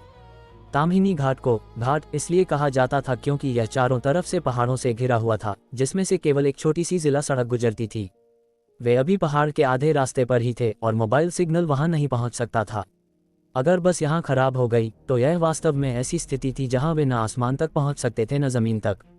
एकमात्र तरीका यह था कि किसी और गाड़ी के गुजरने का इंतजार करें और उनसे बाहर जाकर संदेश देने को कहें। लेकिन ये त्योहार का समय था और सड़कें वीरान थीं। इस समय ताम्हिनी घाट से, जहां कोई मोबाइल सिग्नल नहीं था, कौन गुजर रहा होगा? इसके अलावा कल रात इतनी भारी बर्फबारी हुई थी और ताम्हिनी घाट की सड़कें बर्फ से ढकी हुई थीं। बस जैसी भारी गाड़ी को ऊपर जाने के लिए एंटी स्किड चेन लगाने की जरूरत थी। ऐसी खराब मौसम में कोई साधारण प्राइवेट कार पहाड़ पर चढ़ने की हिम्मत कैसे कर सकती थी? ये जगह सचमुच बियाबान में थी, न आगे कोई गांव और न पीछे कोई दुकान। घर जाने का सबका अच्छा मूड इस अप्रत्याशित घटना से अचानक खराब हो गया, जिससे वे उत्तेजित हो गए। लेकिन उन्होंने फिर भी ड्राइवर के अनुरोध का पालन किया, सिग्नल चेक करने के लिए अपने फ़ोन निकाले। दुर्भाग्य से बस में हर किसी के फ़ोन पर नो सर्विस दिखाई दे रहा था। तुरंत बस शिकायतों से भर गई। बस कंपनी और ड्राइवर पर तरह तरह के ताने कसे जाने लगे। बस ड्राइवर लाचार होकर बस इतना ही कह पाया कि सब लोग वहीं इंतजार करें जबकि वो सिग्नल खोजने के लिए ऊपर चढ़ेगा।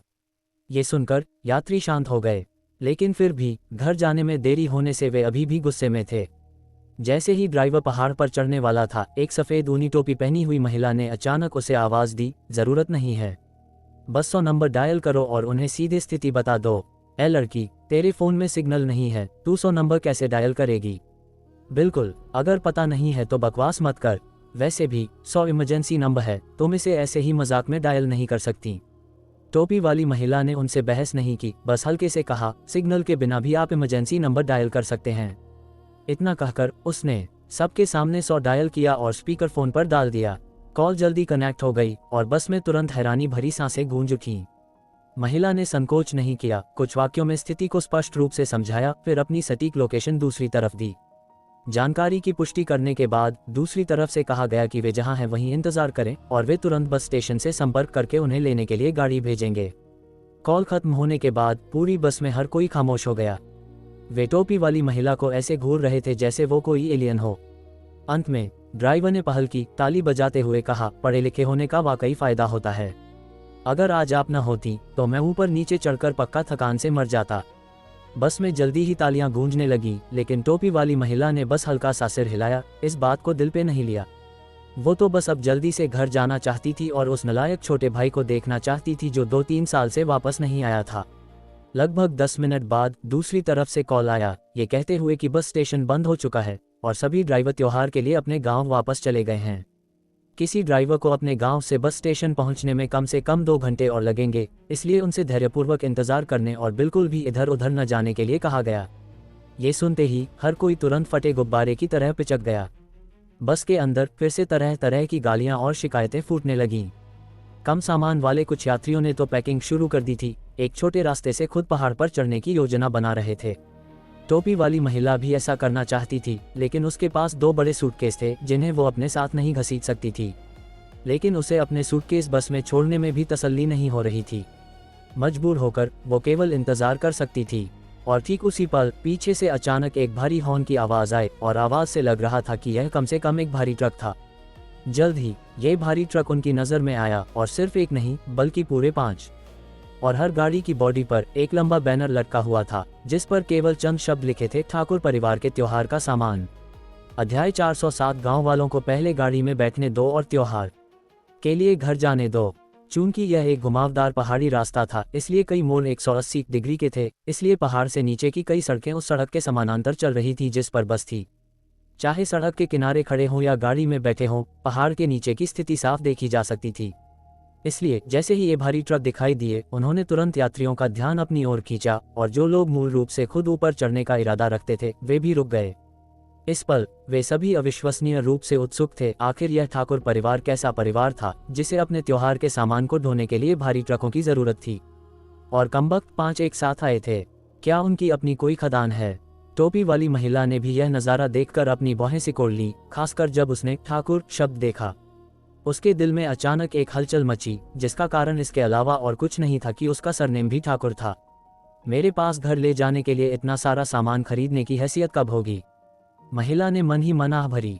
हालांकि उसके पास मन पढ़ने की क्षमता नहीं थी, लेकिन आसपास के यात्रियों की ईर्ष्यालु नजरों से वो साफ तौर पर यह निष्कर्ष निकाल सकती थी कि इस पल उनके विचार भी बिल्कुल उसी के जैसे होंगे। अगर मैंने सच में इतना सारा सामान खरीदा तो मेरे माता पिता अपने कंजूस स्वभाव के कारण शायद मुझे डांट डांट कर मार ही डालेंगे, है ना? लेकिन अगर वो दिन सच में आया तो मैं निश्चित रूप से कई करोड़ों की मालकिन बन चुकी होंगी। मेरे माता पिता भले ही वे मुझे डांटें, लेकिन दिल ही दिल में निश्चित रूप से अविश्वसनीय रूप से गर्व महसूस करेंगे और डींगे हाँकेंगे, है ना? शायद वे पूरे गांव में दिखावा भी करें। ये सोचकर टोपी वाली महिला अपने होठों के किनारों को थोड़ा ऊपर उठने से नहीं रोक सकी, लेकिन बहुत जल्दी उसने अपना सिर हिलाया, इस दिन के सपने को उसके पालने में ही कुचल दिया। फिर अपनी जैकेट की जेब टटोली। वहाँ एक बैंक कार्ड था, वो पैसा जो उसने अपने छोटे भाई का कर्ज चुकाने के लिए रखा था। अगर मेरे पास सच में कई करोड़ होते तो सबसे पहला काम जो मैं करती वो अपने भाई का कर्ज चुकाना होता, और बाकी अपनी भाभी को पीहू के इलाज के लिए दे देती। लेकिन मैं ये कई करोड़ कहाँ से कमाऊंगी? साल भर मर मर के काम करके मैंने सिर्फ 50,000 रुपये बचाए हैं। कई करोड़, हाँ, ये कितना आसान है। हकीकत को पहचानने के बाद वो भी बस से बाहर निकली और चुपचाप भारी ट्रकों के ऊपर आने का इंतजार करने लगी। चूंकि बस एक मोड़ पर थी, इसने संयोग से ऊपर जाने वाले भारी ट्रकों का रास्ता रोक दिया था। भारी ट्रकों को रास्ता देने के लिए बस ने साइड में हटते हुए पीछे हटने का इरादा किया, और बस का वजन हल्का करने के लिए ड्राइवर ने बस में सवार सभी लोगों को नीचे उतरने के लिए कहा, और वे अब सड़क के किनारे एक कतार में खड़े थे। जैसे ही ये भारी ट्रक उनकी नज़रों के सामने से गुजरे, सबके चेहरों पर ईर्ष्या के भाव साफ दिखाई दे रहे थे। साला, अगर मैं भी घर ले जाने के लिए इतना सारा सामान खरीद पाता तो मुझे 5 ट्रकों की भी ज़रूरत नहीं पड़ती, बस एक, और घर पर मेरी बीवी मेरे जूते बदलने के लिए घुटनों पर बैठी होती। एक हटे कट्टे आदमी ने ईर्ष्यालु चेहरे के साथ कहा, और उसकी बातों ने तुरंत हंसी का एक फव्वारा छोड़ दिया। गणपत भाव, तुम क्या सपने देख रहे हो? तुम्हें पूरा एक ट्रक चाहिए? भाभी के स्वभाव के साथ आधा ट्रक भी होता तो वो तुम्हें राजा की तरह पूछती। हा हा हा हा। तुरंत सड़क के किनारे एक और जोरदार हंसी गूंज उठी, और खराब बस के कारण छाया उदास माहौल पल भर में गायब हो गया। इस हंसी के बीच पहला भारी ट्रक पहले ही आगे का मोड़ पार कर चुका था और जल्द ही उनके सामने होने वाला था। तभी उन्होंने खोज की कि इन 5 भारी ट्रकों के पीछे वास्तव में काली एसयूवी की एक लंबी कतार थी। उन्होंने ध्यान से गिना, 1, 2, 3, 8, 9, अरे बाप रे, वे पूरी 10 थीं। जिस बात ने उन्हें सबसे ज्यादा चौंकाया वो ये थी कि ये एक जैसे रंग की एसयूवी, जो साफ तौर पर भारी ट्रकों को ओवरटेक कर सकती थी, बिना किसी जल्दी के लगातार आखिरी भारी ट्रक के पीछे चल रही थी, जिसका मतलब था कि ये गाड़ियां भारी ट्रकों के साथ थीं। 5 भारी ट्रक एक बात है, लेकिन वे एस्कॉर्ट के रूप में 10 एसयूवी भी लाए हैं। ये कैसा परिवार है जो इतना भव्य प्रदर्शन कर सकता है? गणपत भाव नामक हटे कट्टे आदमी ने अपना सिर खुजलाया और चिल्लाया, बाकी सब छोड़ो, बस इन गाड़ियों का किराया ही सस्ता नहीं होगा, है ना? किसी ने अपनी आंखों के सामने के दृश्य को फटी आंखों से देखा और अपने दिल के संदेह को आवाज देने से खुद को नहीं रोक सका। ये सुनकर सब खामोश हो गए। थोड़ी देर बाद गणपत भाव ने अपना सिर हिलाया और आह भरी, अगर वे इतना सारा त्योहार का सामान खरीदने का खर्च उठा सकते हैं तो क्या उन्हें थोड़े से किराए की परवाह होगी। इतना कहने के बाद उसने खुद से आह भरना जारी रखा, धत्तेरे की, नए साल पर घर जाने के लिए इतना बड़ा दिखावा। उसके माता पिता शायद ये देखकर खुशी से उछल पड़ेंगे। मुझ पर हंसना मत, लेकिन मुझे सचमुच बहुत ईर्ष्या हो रही है। मैं कब उस बूढ़े जोड़े और अपनी पत्नी और बच्चों को ऐसा सम्मान दिला पाऊंगा। गणपत भाव, जिस तरह से तुम ये कह रहे हो ऐसा लगता है जैसे कोई और ईर्ष्या नहीं कर रहा है, लेकिन हमारे लिए, खैर, हम केवल देख सकते हैं। इस तरह की भव्यता हम जैसे लोगों के बस की बात नहीं है। मुझे पता है, मैं बस दिन में सपने देख रहा हूँ। ये सुनकर गणपत भाव मुस्कुराया, उसकी आंखें लालसा से भरी थीं। और ठीक तभी पहला भारी ट्रक उनके सामने आया। हर कोई अपनी आंखों के सामने के दृश्य से दंग रह गया। सब स्थिर खड़े रहे, चुपचाप देखते रहे। केवल टोपी वाली महिला आगे बढ़ी, फिर भारी ट्रक के ड्राइवर को रुकने के लिए हाथ हिलाया और पूछा, उस्ताद, क्या आपके ट्रक में अभी भी खाली सीटें हैं? हमारी बस खराब हो गई है, क्या आप हमें लिफ्ट दे सकते हैं? ये सुनते ही सबकी आंखें तुरंत चमक उठीं। बिल्कुल सही, हम इन गाड़ियों से टाउन जा सकते हैं, तो हमें लेने के लिए गाड़ी भेजे जाने का दुखद इंतजार नहीं करना पड़ेगा। ये सोचने के बाद हर किसी ने फिर से टोपी वाली महिला की ओर देखा। उनके चेहरे सम्मान से भरे हुए थे। वो सचमुच एक होशियार लड़की थी, उसका दिमाग तेज था। माफ करना, लेकिन मैं यह फैसला नहीं ले सकता। हमारे बॉस हमारे पीछे वाली एसयूवी में हैं, आप उनसे पूछ सकती हैं। अगर वो हाँ कहते हैं तो कोई समस्या नहीं है, ड्राइवर ने बहुत विनम्रता से जवाब दिया। उनके जैसे भारी ट्रक आमतौर पर बात करने के लिए आसानी से नहीं रुकते थे, लुटेरों से मिलने के डर से। इसके अलावा वहाँ इतने सारे लोग खड़े थे, जोखिम का खतरा बहुत ज्यादा था। लेकिन ये ड्राइवर डरा नहीं था, क्योंकि पीछे की 10 एसयूवी सभी लोगों से भरी हुई थी, विशेष रूप से उन्हें एस्कॉर्ट करने के लिए वहाँ थी। उसे डरने की क्या जरूरत थी? डरना तो इन यात्रियों को चाहिए। हालांकि भारी ट्रक ड्राइवर के बोलने के बाद वह रुका नहीं, बल्कि चढ़ाई चढ़ना जारी रखा, थोड़ी सी भी ढिलाई दिखाने की हिम्मत नहीं की। आखिरकार बॉस ने कहा था कि अगर वे दोपहर से पहले टाउन पहुंच सकते हैं तो प्रत्येक गाड़ी को 1000 रुपये का अतिरिक्त बोनस मिलेगा, त्योहार की अवधि के दौरान 3 गुना भाड़ा वृद्धि के अलावा। ये राशि सब कुछ मिलाकर उनके लिए 1 महीने की कमाई के बराबर होगी। लीडर के रूप में उसने स्वाभाविक रूप से धीमा होने की हिम्मत नहीं की। ये सुनकर टोपी वाली महिला ने धन्यवाद कहा और पहाड़ के नीचे भागी। यात्रियों ने ये देखकर उसका अनुसरण किया। जहां तक बस ड्राइवर का सवाल था, वह बस के पास खड़ा था, सामान के डिब्बे के दरवाजे की रखवाली कर रहा था, ताकि अराजकता के बीच कोई चीजें न चुरा ले।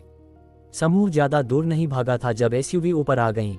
टोपी वाली महिला ने सबसे आगे वाली एसयूवी को रोका, फिर विनम्रता से पूछा, नमस्ते, परेशान करने के लिए माफी चाहती हूँ, हमारी बस खराब हो गई है, क्या आप हमें लिफ्ट दे सकते हैं? ड्राइवर मूल रूप से मना करना चाहता था, लेकिन फिर उसे याद आया कि बॉस ने निकलने से पहले विशेष रूप से क्या निर्देश दिया था, ये गुरु देवांश का गृहनगर है। तुम गलती से थूक भी दो तो शायद गुरु देवांश के किसी रिश्तेदार को लग जाए, इसलिए जब समय आए तो तुम्हें साला गांव वालों के साथ विनम्र रहना ही होगा।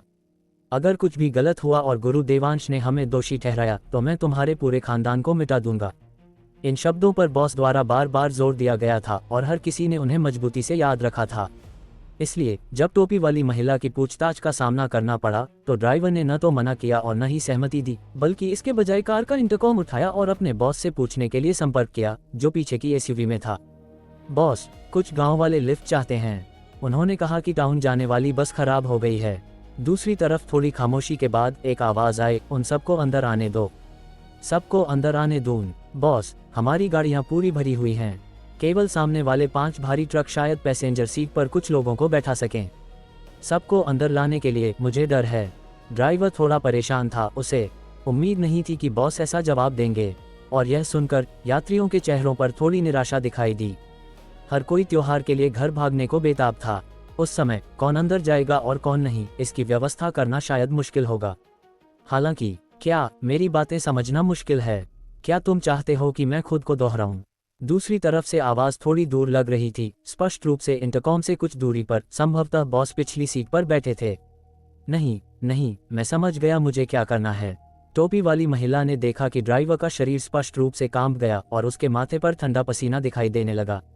फिर उसने देखा कि ड्राइवर ने इंटरकॉम की फ्रीक्वेंसी एडजस्ट की और फिर इंटरकॉम में बोला, सभी गाड़ियां गाड़ी नंबर 5 को छोड़कर 2-2 लोग नीचे उतर जाओ। गांव वालों को पहले अंदर आने दो ताकि वे त्योहार के लिए घर जा सकें। अध्याय 408। बॉस, क्या आप कृपया मिस्टर ठाकुर की पहचान बता सकते हैं? जैसे ही ये शब्द बोले गए, बाहर खड़े यात्री सन रह गए। उन्होंने कभी उम्मीद नहीं की थी कि वे बस लिफ्ट मांग रहे हैं और सामने वाला सीट खाली छोड़ने के बजाय खुद कार से नीचे उतर जाएगा। यह ऐसा था जैसे आप मूल रूप से केवल एक रात रुकना चाहते थे, लेकिन मेजबान जाकर पुल के नीचे सो गया और आपके लिए घर खाली कर दिया। ये तो हद से ज्यादा हो गया था। टोपी वाली महिला ने भी उम्मीद नहीं की थी कि सामने वाला इतना उत्साही होगा। इसने सचमुच उसे उलझन में डाल दिया। उस्ताद, अगर आपके पास सीटें नहीं हैं तो कोई बात नहीं, नीचे उतरकर अपनी जगह छोड़ने की कोई जरूरत नहीं है, महिला ने जल्दी से सलाह दी। गणपत भाव भी चिल्लाया, बिल्कुल, तुम लिफ्ट देकर असली मालिक को कार से बाहर कैसे निकाल सकते हो? भले ही तुम अपनी सीट छोड़ दो, हमें वहां बैठने में अच्छा नहीं लगेगा। वही तो, नीचे उतरने की कोई जरूरत नहीं है, हमें केवल 2 घंटे और इंतजार करना है और टाउन से एक गाड़ी हमें लेने आ जाएगी। आप लोग जाओ, हम लिफ्ट नहीं ले रहे। हालांकि उनके जोरदार विरोध के बावजूद ड्राइवर के शब्द रिले होने के बाद लगभग बिना किसी हिचकिचाहट के उन कारों की अगली और पिछली कतारों से एक एक व्यक्ति नीचे उतरा, जबरदस्ती अपनी सीटें छोड़ दी। ये नज़ारा देखकर हर कोई हक्का बक्का रह गया। उन्होंने शुरू में सोचा था कि सामने वाला बस कह रहा है, लेकिन उन्होंने उम्मीद नहीं की थी कि वे वास्तव में नीचे उतरेंगे और अपनी सीटें छोड़ देंगे।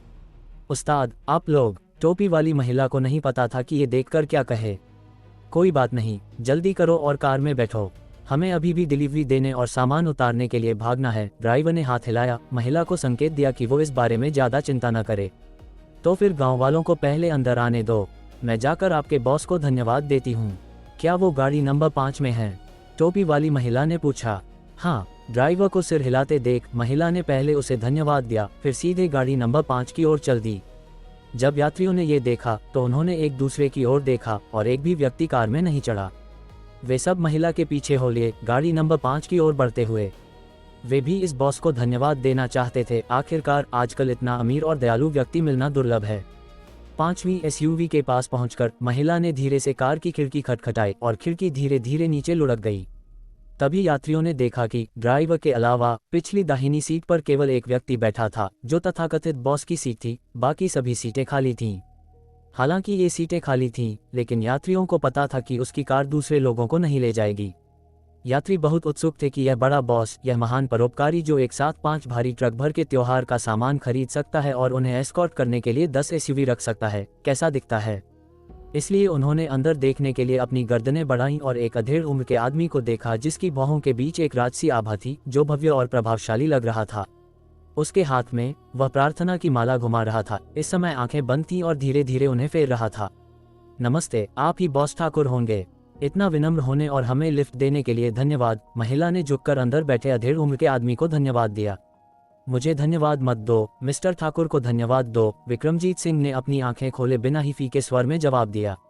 ये स्पष्ट था कि हालांकि वह उन्हें नाराज करने को लेकर चिंतित था, लेकिन वह ये भी जानता था कि इसकी संभावना बहुत कम थी, इसलिए उसने वास्तव में उन पर ध्यान नहीं दिया। हालांकि जो उसने कहा वह सच था, क्योंकि अगर गुरु देवांश नहीं होते तो उसके स्वभाव के साथ सीटें न होना तो दूर, अगर सीटें होती भी तो उसके लिए इन गांव वालों को कार में बैठाना नामुमकिन होता। मिस्टर ठाकुर को धन्यवाद दूं? क्या आप मिस्टर ठाकुर नहीं हैं? महिला ने उत्सुकता से पूछा और उसके पीछे खड़े यात्री भी हैरान दिखे। नहीं, मैं सिर्फ मिस्टर ठाकुर के लिए काम करता हूँ। विक्रमजीत सिंह की भौं अनियंत्रित रूप से फड़क गई और उसका दिल तेजी से धड़कने लगा। इस पल उसका आंतरिक संवाद था, ए औरत, अगर बोल नहीं सकती तो मत बोल। क्या तुझे पता है कि मेरी तुलना मिस्टर ठाकुर से करने पर विकलांगता दर कितनी अधिक है? ओह, मुझे लगा हम एक ही परिवार से हैं, मेरा सरनेम भी ठाकुर है, महिला ने कहा, फिर जोड़ा, लेकिन चाहे कुछ भी हो, मुझे फिर भी आपको धन्यवाद देना है। कार के चारों ओर जमा हुए यात्रियों ने भी अपना धन्यवाद व्यक्त किया, लेकिन विक्रमजीत सिंह ने इन धन्यवादों में से एक भी नहीं सुना, क्योंकि वह पहले ही जम गया था जब उसने महिला को ये कहते सुना, मेरा सरनेम भी ठाकुर है, और यहाँ तक कि उसकी कसकर बंद आंखें अचानक खुल गईं। आपका सरनेम भी ठाकुर है? आप कहाँ से हैं? विक्रमजीत सिंह आगे झुका, बेसब्री से पूछते हुए। उसका उत्सुक व्यवहार उसकी पिछली ठंडक से बिल्कुल अलग था। हालांकि महिला को नहीं पता था कि विक्रमजीत सिंह इतना उत्तेजित क्यों था। उसने फिर भी सच्चाई से जवाब दिया, मैं नागपुर गांव से हूँ। नागपुर गांव, और सरनेम भी ठाकुर? विक्रमजीत सिंह की आंखें अचानक फैल गईं।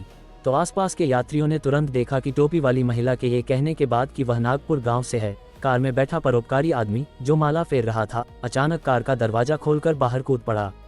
फिर वो आदमी कार के पीछे से दौड़ता हुआ आया और फिर बहुत ही विनम्रता से महिला के सामने कार का दरवाजा खोला और बहुत ही अदब से आमंत्रित किया, अगर मिस ठाकुर बुरा न माने तो कृपया मेरी कार में बैठिए।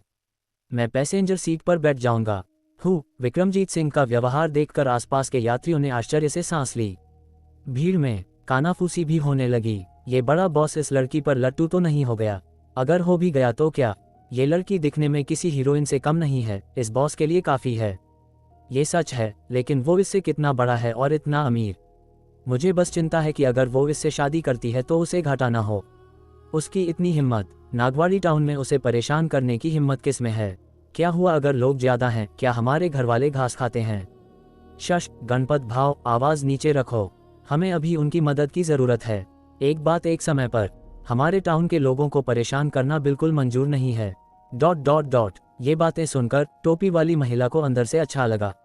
हालांकि वो भी जल्दी घर जाना चाहती थी, लेकिन वो बॉस की कार में बैठने की हिम्मत नहीं कर पाए। उसे भी डर था कि इस बॉस के उसके बारे में गलत विचार हैं और अगर वो सहमत नहीं हुई तो यह उसके परिवार के लिए मुसीबत खड़ी कर सकता है, जो उसके लिए एक बड़ा पाप होगा।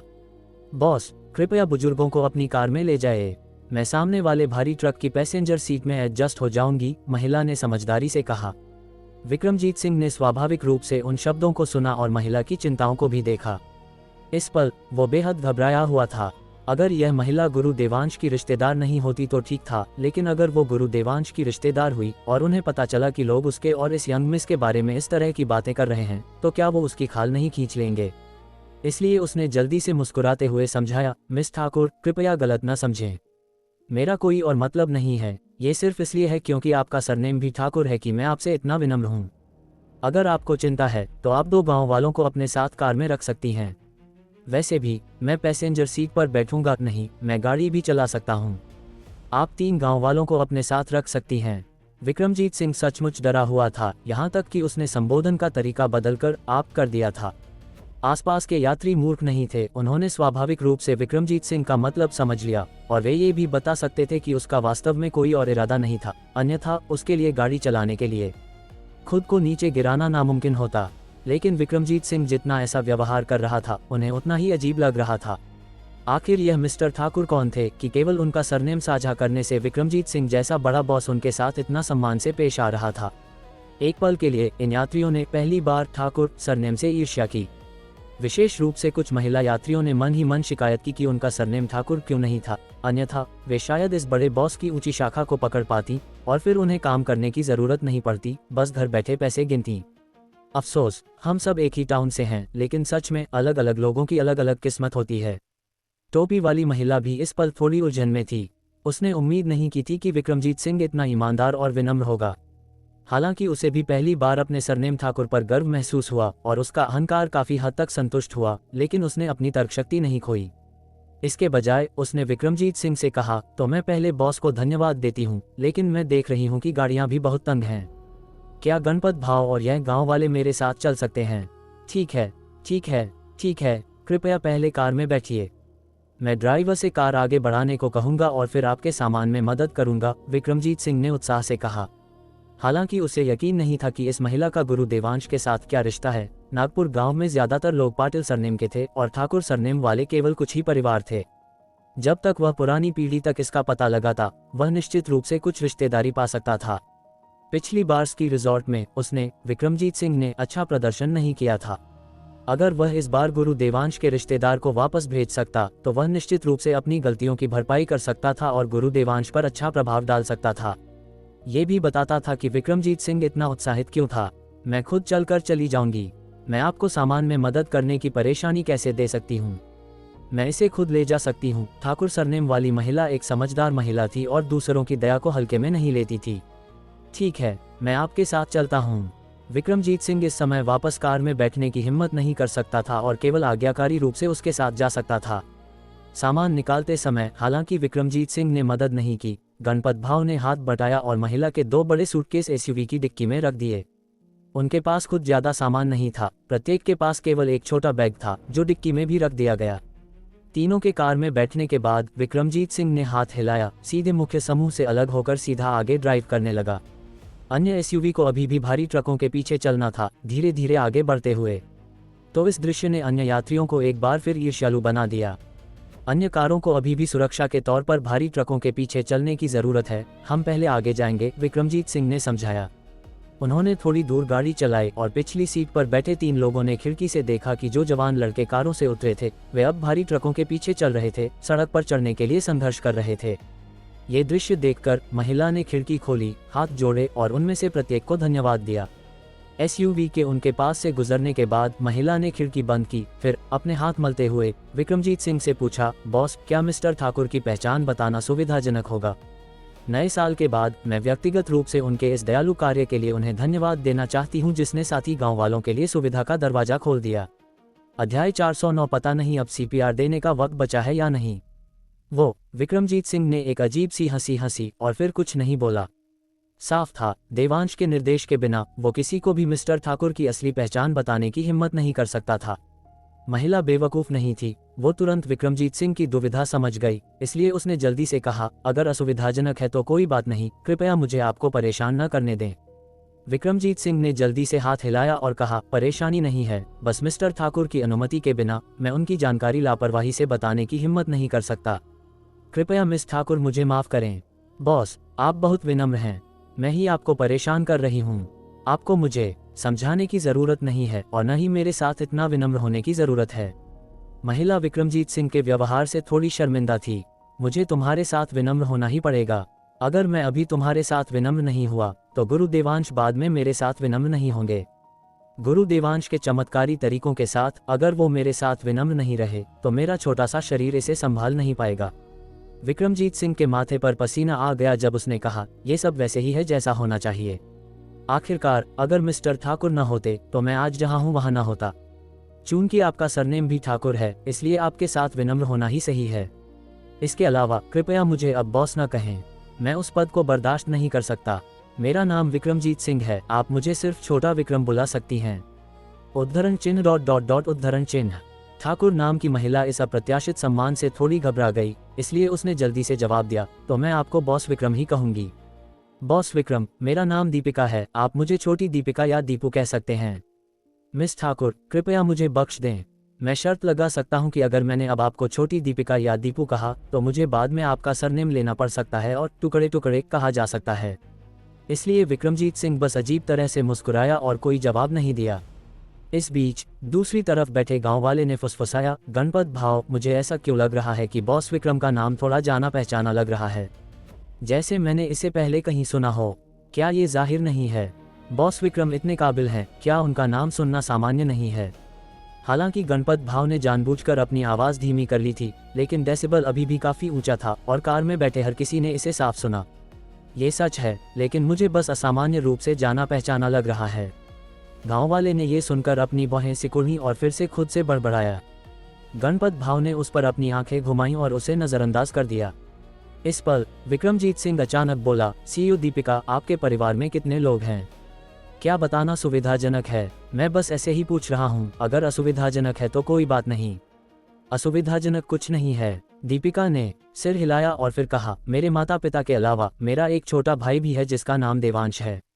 देवांश? विक्रमजीत सिंह लगभग चिल्ला पड़ा, और अगर उसने जल्दी प्रतिक्रिया न दी होती और जबरदस्ती अपनी आवाज़ को दबा न लिया होता तो वो आवाज़ चीख में बदल जाती। विक्रमजीत सिंह ने कार के दरवाजे पर हैंडल को कसकर पकड़ लिया और अपने दूसरे हाथ से उसने अपनी जान को जोर से नोचा, उस पल अपनी उत्तेजित भावनाओं को नियंत्रित करने की बेतहाशा कोशिश करते हुए।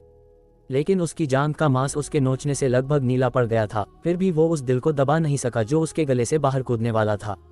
मेरी लॉटरी लग गई, मेरी बहुत बड़ी लॉटरी लग गई।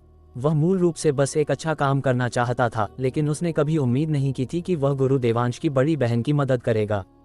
बस यह एहसान ही उसने सोचा कि क्या यह भविष्य के लिए गुरु देवांश के साथ बीमा खरीदने जैसा है, और भविष्य में गुरु देवांश से निश्चित रूप से और अधिक संसाधन मिलेंगे। ये तो बस किस्मत का एक अविश्वसनीय खेल था जो उसे सपनों में भी मुस्कुराते हुए जगा देगा। विक्रमजीत, तुम इतने साले होशियार क्यों हो? तुम्हें पता था कि जब तुम गुरु देवांश के गृहनगर पहुंचोगे तो तुम्हें लो प्रोफाइल रहना होगा और गांव वालों के साथ उत्साह से पेश आना होगा। अगर उसने निकलने से पहले अपने सभी अधीनस्थों को विशेष रूप से निर्देश नहीं दिया होता तो वो शायद आज गुरु देवांश की बड़ी बहन के पास से गुजर जाता। हालांकि यह उसकी गलती नहीं होती और इससे गुरु देवांश के साथ कोई दाग नहीं लगता, लेकिन यह उस शानदार परिणाम की तुलना कैसे कर सकता है जो उसके पास अब था। विक्रमजीत, मुझे कहना होगा तुम एक साले जीनियस हो, लेकिन फिर भी मुझे इसके लिए बॉस के को धन्यवाद देना होगा। अगर स्की रिजॉर्ट वाला सबक न होता तो मैंने इस बार अपना सबक नहीं सीखा होता। इस पल विक्रमजीत सिंह बहुत अच्छे मूड में था। उसे यहाँ तक लगा कि बाहर का उदास आसमान असाधारण रूप से उज्ज्वल दिख रहा था। देवांश बहुत अच्छा नाम है। बस सुनकर ही पता चलता है कि आपका छोटा भाई निश्चित रूप से हजारों में चुना हुआ जीनियस है, आदमियों में हीरा है। विक्रमजीत सिंह ने तुरंत उस पर तारीफों की बौछार कर दी और यह बताना बिल्कुल नामुमकिन था कि वह कुछ बनावटी कह रहा था। बोलने के बाद उसने अपने दिल में प्रार्थना की, मेरी मिस ठाकुर, कृपया अभी मैंने जो एक एक शब्द कहा है उसे अपने छोटे भाई तक पहुंचा देना, प्लीज प्लीज। जहां तक दीपिका का सवाल था, क्योंकि विक्रमजीत सिंह ने समय रहते अपनी आवाज दबा ली थी, उसने कुछ भी असामान्य नोटिस नहीं किया था। अब विक्रमजीत सिंह को अपने छोटे भाई की तारीफ करते सुनकर, हालांकि वो दिल ही दिल में बहुत खुश थी, फिर भी उसने अपना सिर हिलाया और कड़वाहट से मुस्कुराई। मेरा छोटा भाई वास्तव में पहले बहुत होनहार था, हमारे गांव का एकमात्र यूनिवर्सिटी छात्र। लेकिन बाद में, काश वो आपके बॉस मिस्टर ठाकुर जितना होनहार होता। नहीं, अगर उसमें आपके बॉस की होनहारियत का 10वां हिस्सा, 100वां हिस्सा भी होता तो मैं संतुष्ट होती। बहन दीपिका, आपकी उम्मीदें थोड़ी ज्यादा हैं। गणपत भाव बीच में बोला, बॉस ठाकुर की सफलता का 1%, वह पहले से ही एक सोशल एलीट है। ठीक है, अपने छोटे भाई के साथ इतना सख्त मत बनो। जब तक वो सही सलामत रह सकता है, वह किसी भी चीज से बेहतर है। हाँ, गणपत भाव सही कह रहे हैं, दीपिका ने एक खुशी भरी मुस्कान के साथ जवाब दिया। विक्रमजीत सिंह पैसेंजर सीट पर बैठे हुए ने उनकी बातचीत सुनी और उसके चेहरे पर काली लकीरें नंगी आंखों से लगभग दिखाई दे रही थीं।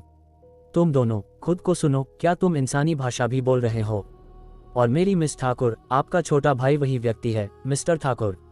उसने पहले ही आपकी उम्मीदों को 100 गुना से अधिक पार कर लिया है। बस आपको अभी तक ये पता नहीं है। शायद वो पहले से ही बहुत होनहार है, लेकिन आप अभी तक ये नहीं जानती। विक्रमजीत सिंह ने बहुत चतुराई से इशारा किया। मिस ठाकुर, छोटा विक्रम केवल आपकी इतनी ही मदद कर सकता है, मैं और अधिक नहीं बता सकता। और मुझे आपको हमेशा के लिए अलविदा कहना होगा। शायद मैंने उसे कई सालों से नहीं देखा है, तो इस बार उसके नए साल के लिए वापस आने के साथ मैं बहुत खुश हूँ और लौटने के लिए उत्सुक हूँ। वैसे मुझे बॉस विक्रम को फिर से धन्यवाद देना होगा। यह मामला पहले ही सुलझ चुका है। सीईओ दीपिका, कृपया फिर से धन्यवाद न कहें, मैं इसे बर्दाश्त नहीं कर सकता। विक्रमजीत सिंह ने जल्दी से हाथ हिलाया। चाहे ये भ्रम था या नहीं, कार में बैठे अन्य 2 गांव वालों को हमेशा लगा कि दीपिका के छोटे भाई का नाम देवांश होने के बाद बॉस विक्रम का रवैया उसके प्रति पहले से 7 या 8 गुना अधिक सम्मानजनक हो गया था। लेकिन उन्होंने इसके बारे में ज्यादा नहीं सोचा। इसके बजाय वे घर लौटने की खुशी में डूबे हुए थे। चूंकि अब उन्हें भारी ट्रक के पीछे चलने की जरूरत नहीं थी, कार जल्दी से ताम्हिनी घाट पहाड़ की चोटी पर चढ़ गई और फिर उतरना शुरू कर दिया। लगभग 15 मिनट में हम टाउन में होंगे। दीपिका पहाड़ पर बर्फ को देखते हुए मन ही मन आह भर रही थी और बिना किसी कारण के घर की याद और घबराहट की भावना उसके भीतर उठ खड़ी हुई। उस सुबह जल्दी जब सिया जागी, उसने देवांश और पीहू दोनों को रजाई के नीचे लेटे देखा और उसका दिल तुरंत गर्म हो गया, जैसे कि अतीत के खुशी के दिन वापस आ गए हों। लेकिन जब उसने नीचे हाथ बढ़ाया और महसूस किया कि उसके कपड़े अभी भी वैसे ही थे, तो किसी कारण से उसे थोड़ी निराशा महसूस हुई। ये बुद्धू, क्या यह उम्मीद करता है कि मैं पहल करूं? 2-3 साल हो गए हैं और तुम अभी भी खुद को रोक सकते हो। ये सोचकर सिया का सुंदर चेहरा तुरंत लाल हो गया और फिर उसने जल्दी से अपना सिर हिलाया, जैसे कि उस विचार को झटकने की कोशिश कर रही हो। हे भगवान, सिया, तुम आखिर क्या सोच रही हो? शर्माते हुए उसने देवांश की ओर देखा, फिर रजाई से अपना सिर ढकने से खुद को नहीं रोक सकी, जैसे डर रही हो कि देवांश उसके विचारों को देख लेगा। देवांश पूरी रात नहीं सोया था, इसके बजाय वो लगातार पीहू के शरीर को बेहतर बना रहा था। हालांकि उसकी आंखें कसकर बंद थीं, जिससे वो ऐसा लग रहा था जैसे वो सो रहा हो। तो देवांश ने वास्तव में सिया की रहस्यमय हरकतों को साफ देखा, लेकिन उसने उसे बेनकाब नहीं किया। इसके बजाय उसने तब तक इंतजार किया जब तक सिया थोड़ी शांत नहीं हो गई, और फिर उसने नींद से जागने का नाटक किया। फिर उसने सिया की दिशा में देखा, उसे रजाई से सिर ढके हुए देखा, चौंकने का नाटक किया और फिर जल्दी से रजाई खींचने के लिए हाथ बढ़ाया, धीरे से बुदबुदाते हुए, खुद को ऐसे ढक रही हो, क्या तुम्हें दम घुटने का डर नहीं है? जब सिया ने देवांश की तरफ से हलचल सुनी तो उसे पता चला कि वो जाग गया है, इसलिए उसने रजाई को कसकर पकड़ लिया। देवांश को उसे खींचने नहीं दिया, कहीं वो उसके लाल गाल न देख ले। और जब देवांश ने धीरे से रजाई खींची और वो नहीं हटी, तो उसने तुरंत और भी अधिक घबराहट का नाटक किया, चिंता से कहा, खत्म, सब खत्म, मेरा शरीर अकड़ गया है। पता नहीं अब सीपीआर देने का वक्त बचा है या नहीं। अध्याय 410। माता पिता की हरकतें ज्यादा ही ड्रामेबाज थीं। जैसे ही ये शब्द गिरे, सिया ने खुद ही रजाई फेंक दी, अपना बेहद खूबसूरत चेहरा दिखाया जो अत्यधिक आलस से भरा था। उसके गोरे, बेदाग, नाजुक गालों पर पीलेपन के बीच से एक गुलाबी चमक झांक रही थी। उसकी थोड़ी कांपती, पतली पलकों के नीचे काली आंखों की एक जोड़ी थी जो कठिनाइयों को सहने के बावजूद अभी भी चमक रही थी। उसकी तीखी नाक, त्वचा इतनी नाजुक कि लगता था छूने से टूट जाएगी, और वो रसीले लाल होंठ सब देवांश को ललचा रहे थे, जिससे वो बेतहाशा उस पर झपटना और उसे काटना चाहता था। सिया ने रजाई पकड़ी, खुद को मजबूती से ब्लॉक किया और कांपते हुए पूछा, तुम क्या करना चाहते हो? करना चाहता हूँ, देवांश ने भारी सिर हिलाया, लगभग बिना सोचे, और बोल दिया। ... सिया ने पहले कोई प्रतिक्रिया नहीं दी, यहाँ तक कि अपनी नाजुक भौहें सिकोड़ लीं। इसने उसे और भी अधिक आकर्षक बना दिया, जिससे देवांश का खून उबलने लगा। जैसे ही देवांश एक जुआ खेलने और साइकिल को मोटरसाइकिल में बदलने वाला था, सिया को अचानक एहसास हुआ कि देवांश के चाहने का क्या मतलब है।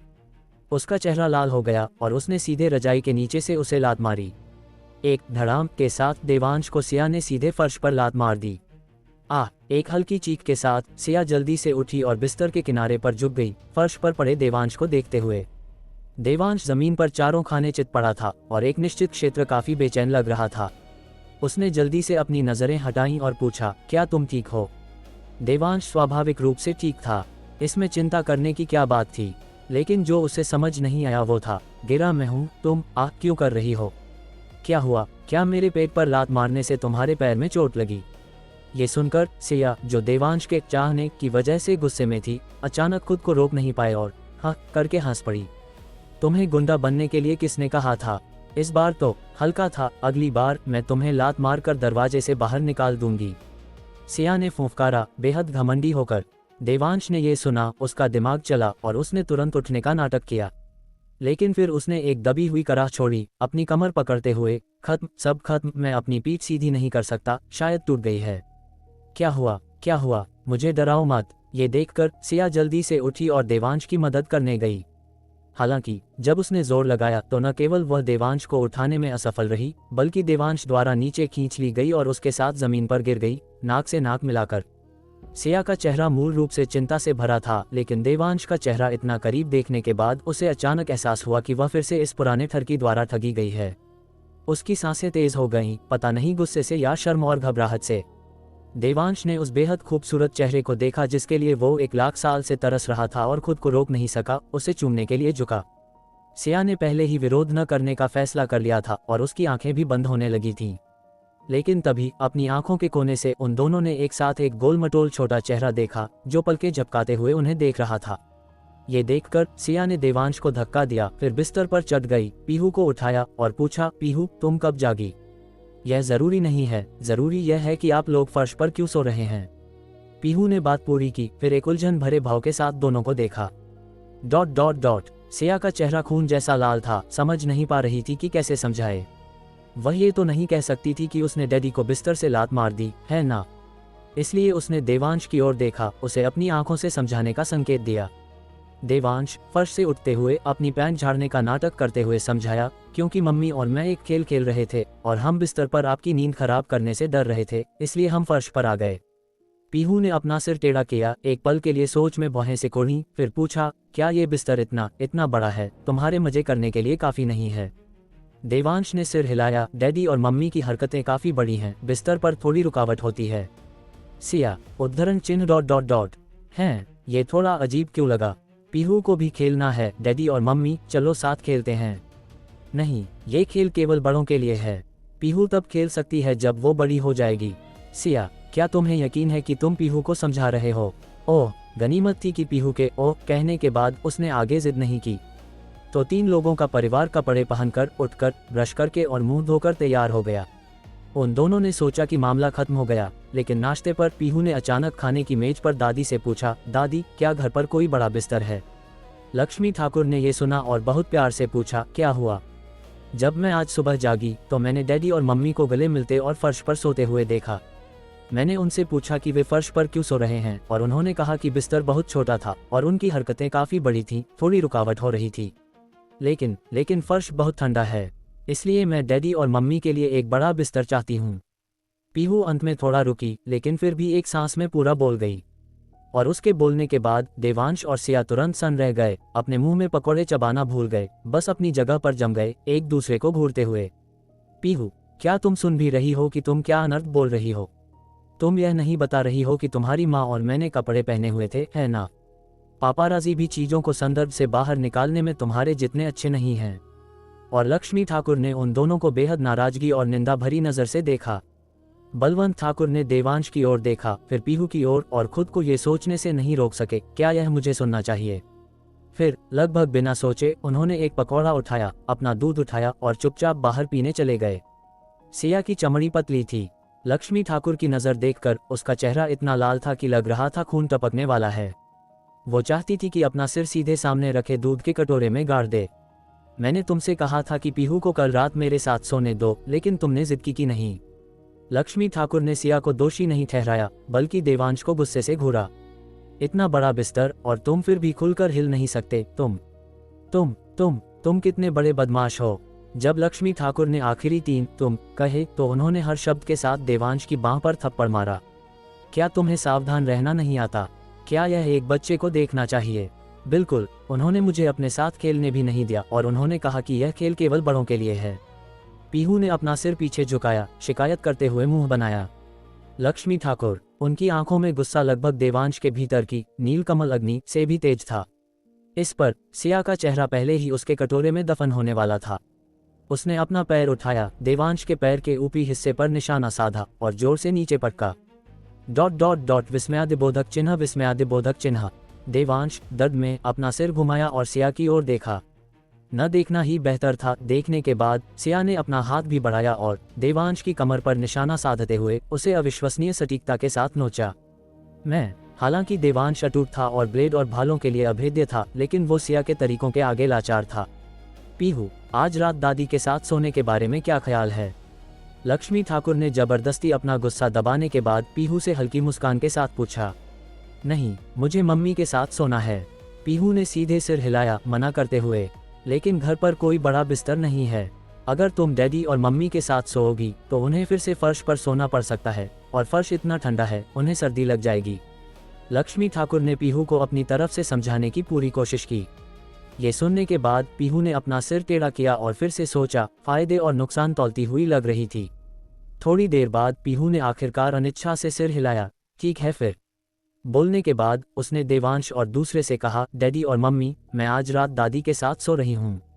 आप लोग मजे करो। लक्ष्मी ठाकुर, सिया, देवांश। लक्ष्मी ठाकुर पहले एक पल के लिए जमी रही, फिर उठी, दरवाजे पर गई और देवांश पर झाड़ू तान ली। देवांश जल्दी से बचा और हड़बड़ी में समझाया, आज सुबह मुझे सिया ने बिस्तर से लात मार दी थी। सिया मुझे ऊपर खींचने आए, पकड़ नहीं पाए और हम दोनों फर्श पर गिर गए। हम दोनों ने कपड़े पहने हुए थे। ... लक्ष्मी ठाकुर फिर से जम गई, फिर लापरवाही से झाड़ू नीचे रख दी और घर की सफाई करने लगी, जैसे कि उसके देवांश का पीछा करने का दृश्य कभी हुआ ही नहीं था। देवांश बाल बाल बचा, फिर खाने की मेज पर लौटा। जैसे ही वो खाने वाला था, सिया की जानलेवा लगातार लात फिर से सटीक निशाने पर लगी। देवांश दर्द में पीहू से गंभीर चेहरे के साथ बोला, बेटी, डैडी से वादा करो, तुम बड़ी होकर कुछ भी करना, बस शब्दों से जुड़ा कोई काम मत करना, ठीक है? पीहू को ठीक से समझ नहीं आया, लेकिन उसने फिर भी खाली भाव से सिर हिला दिया। नाश्ते के बाद समूह टाउन के लिए निकल पड़ा और देवांश लंगड़ाते हुए सिया को बीच बीच में अपने होंठ सिकोड़ने और हंसने पर मजबूर कर रहा था। आधे घंटे बाद वे टाउन पहुंचे।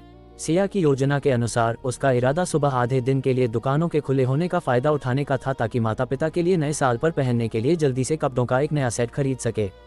सिया मूल रूप से उन्हें मुंबई में खरीदना चाहती थी, लेकिन उसे उनके सटीक नाप नहीं पता थे, इसलिए उसने घर लौटने के बाद उन्हें खरीदने की योजना बनाई। बुजुर्ग जोड़े ने मना नहीं किया। आखिरकार 10 बज चुके थे और थोड़ी और खरीदारी के बाद वे अपनी बेटी दीपिका के लौटने का इंतजार करने में सक्षम होंगे। इस एपिसोड ने कहानी ने एक बेहद खूबसूरत और मानवीय मोड़ लिया है। यहाँ ना कोई बड़ी लड़ाई है, ना कोई साजिश, बल्कि रिश्तों की गर्माहट, परिवार की मासूम नोक-झोंक और अनजाने में पैदा हुआ हास्य। देवांश और सिया के बीच झिझक, पीहू की मासूम बातें और माता पिता की ज़रूरत से ज़्यादा ड्रामेबाजी, ये सब मिलकर दिखाते हैं कि असली सुख शक्ति में नहीं, परिवार में छिपा होता है। लेकिन इस हंसी मजाक के पीछे आने वाला सफ़र और भी दिलचस्प होने वाला है, क्योंकि जब घर रिश्ते और किस्मत एक साथ चलने लगे तब कहानी अक्सर किसी नए मोड़ की तैयारी कर रही होती है। तो चलिए सुनते हैं कहानी का अगला मोड़ अगले एपिसोड में।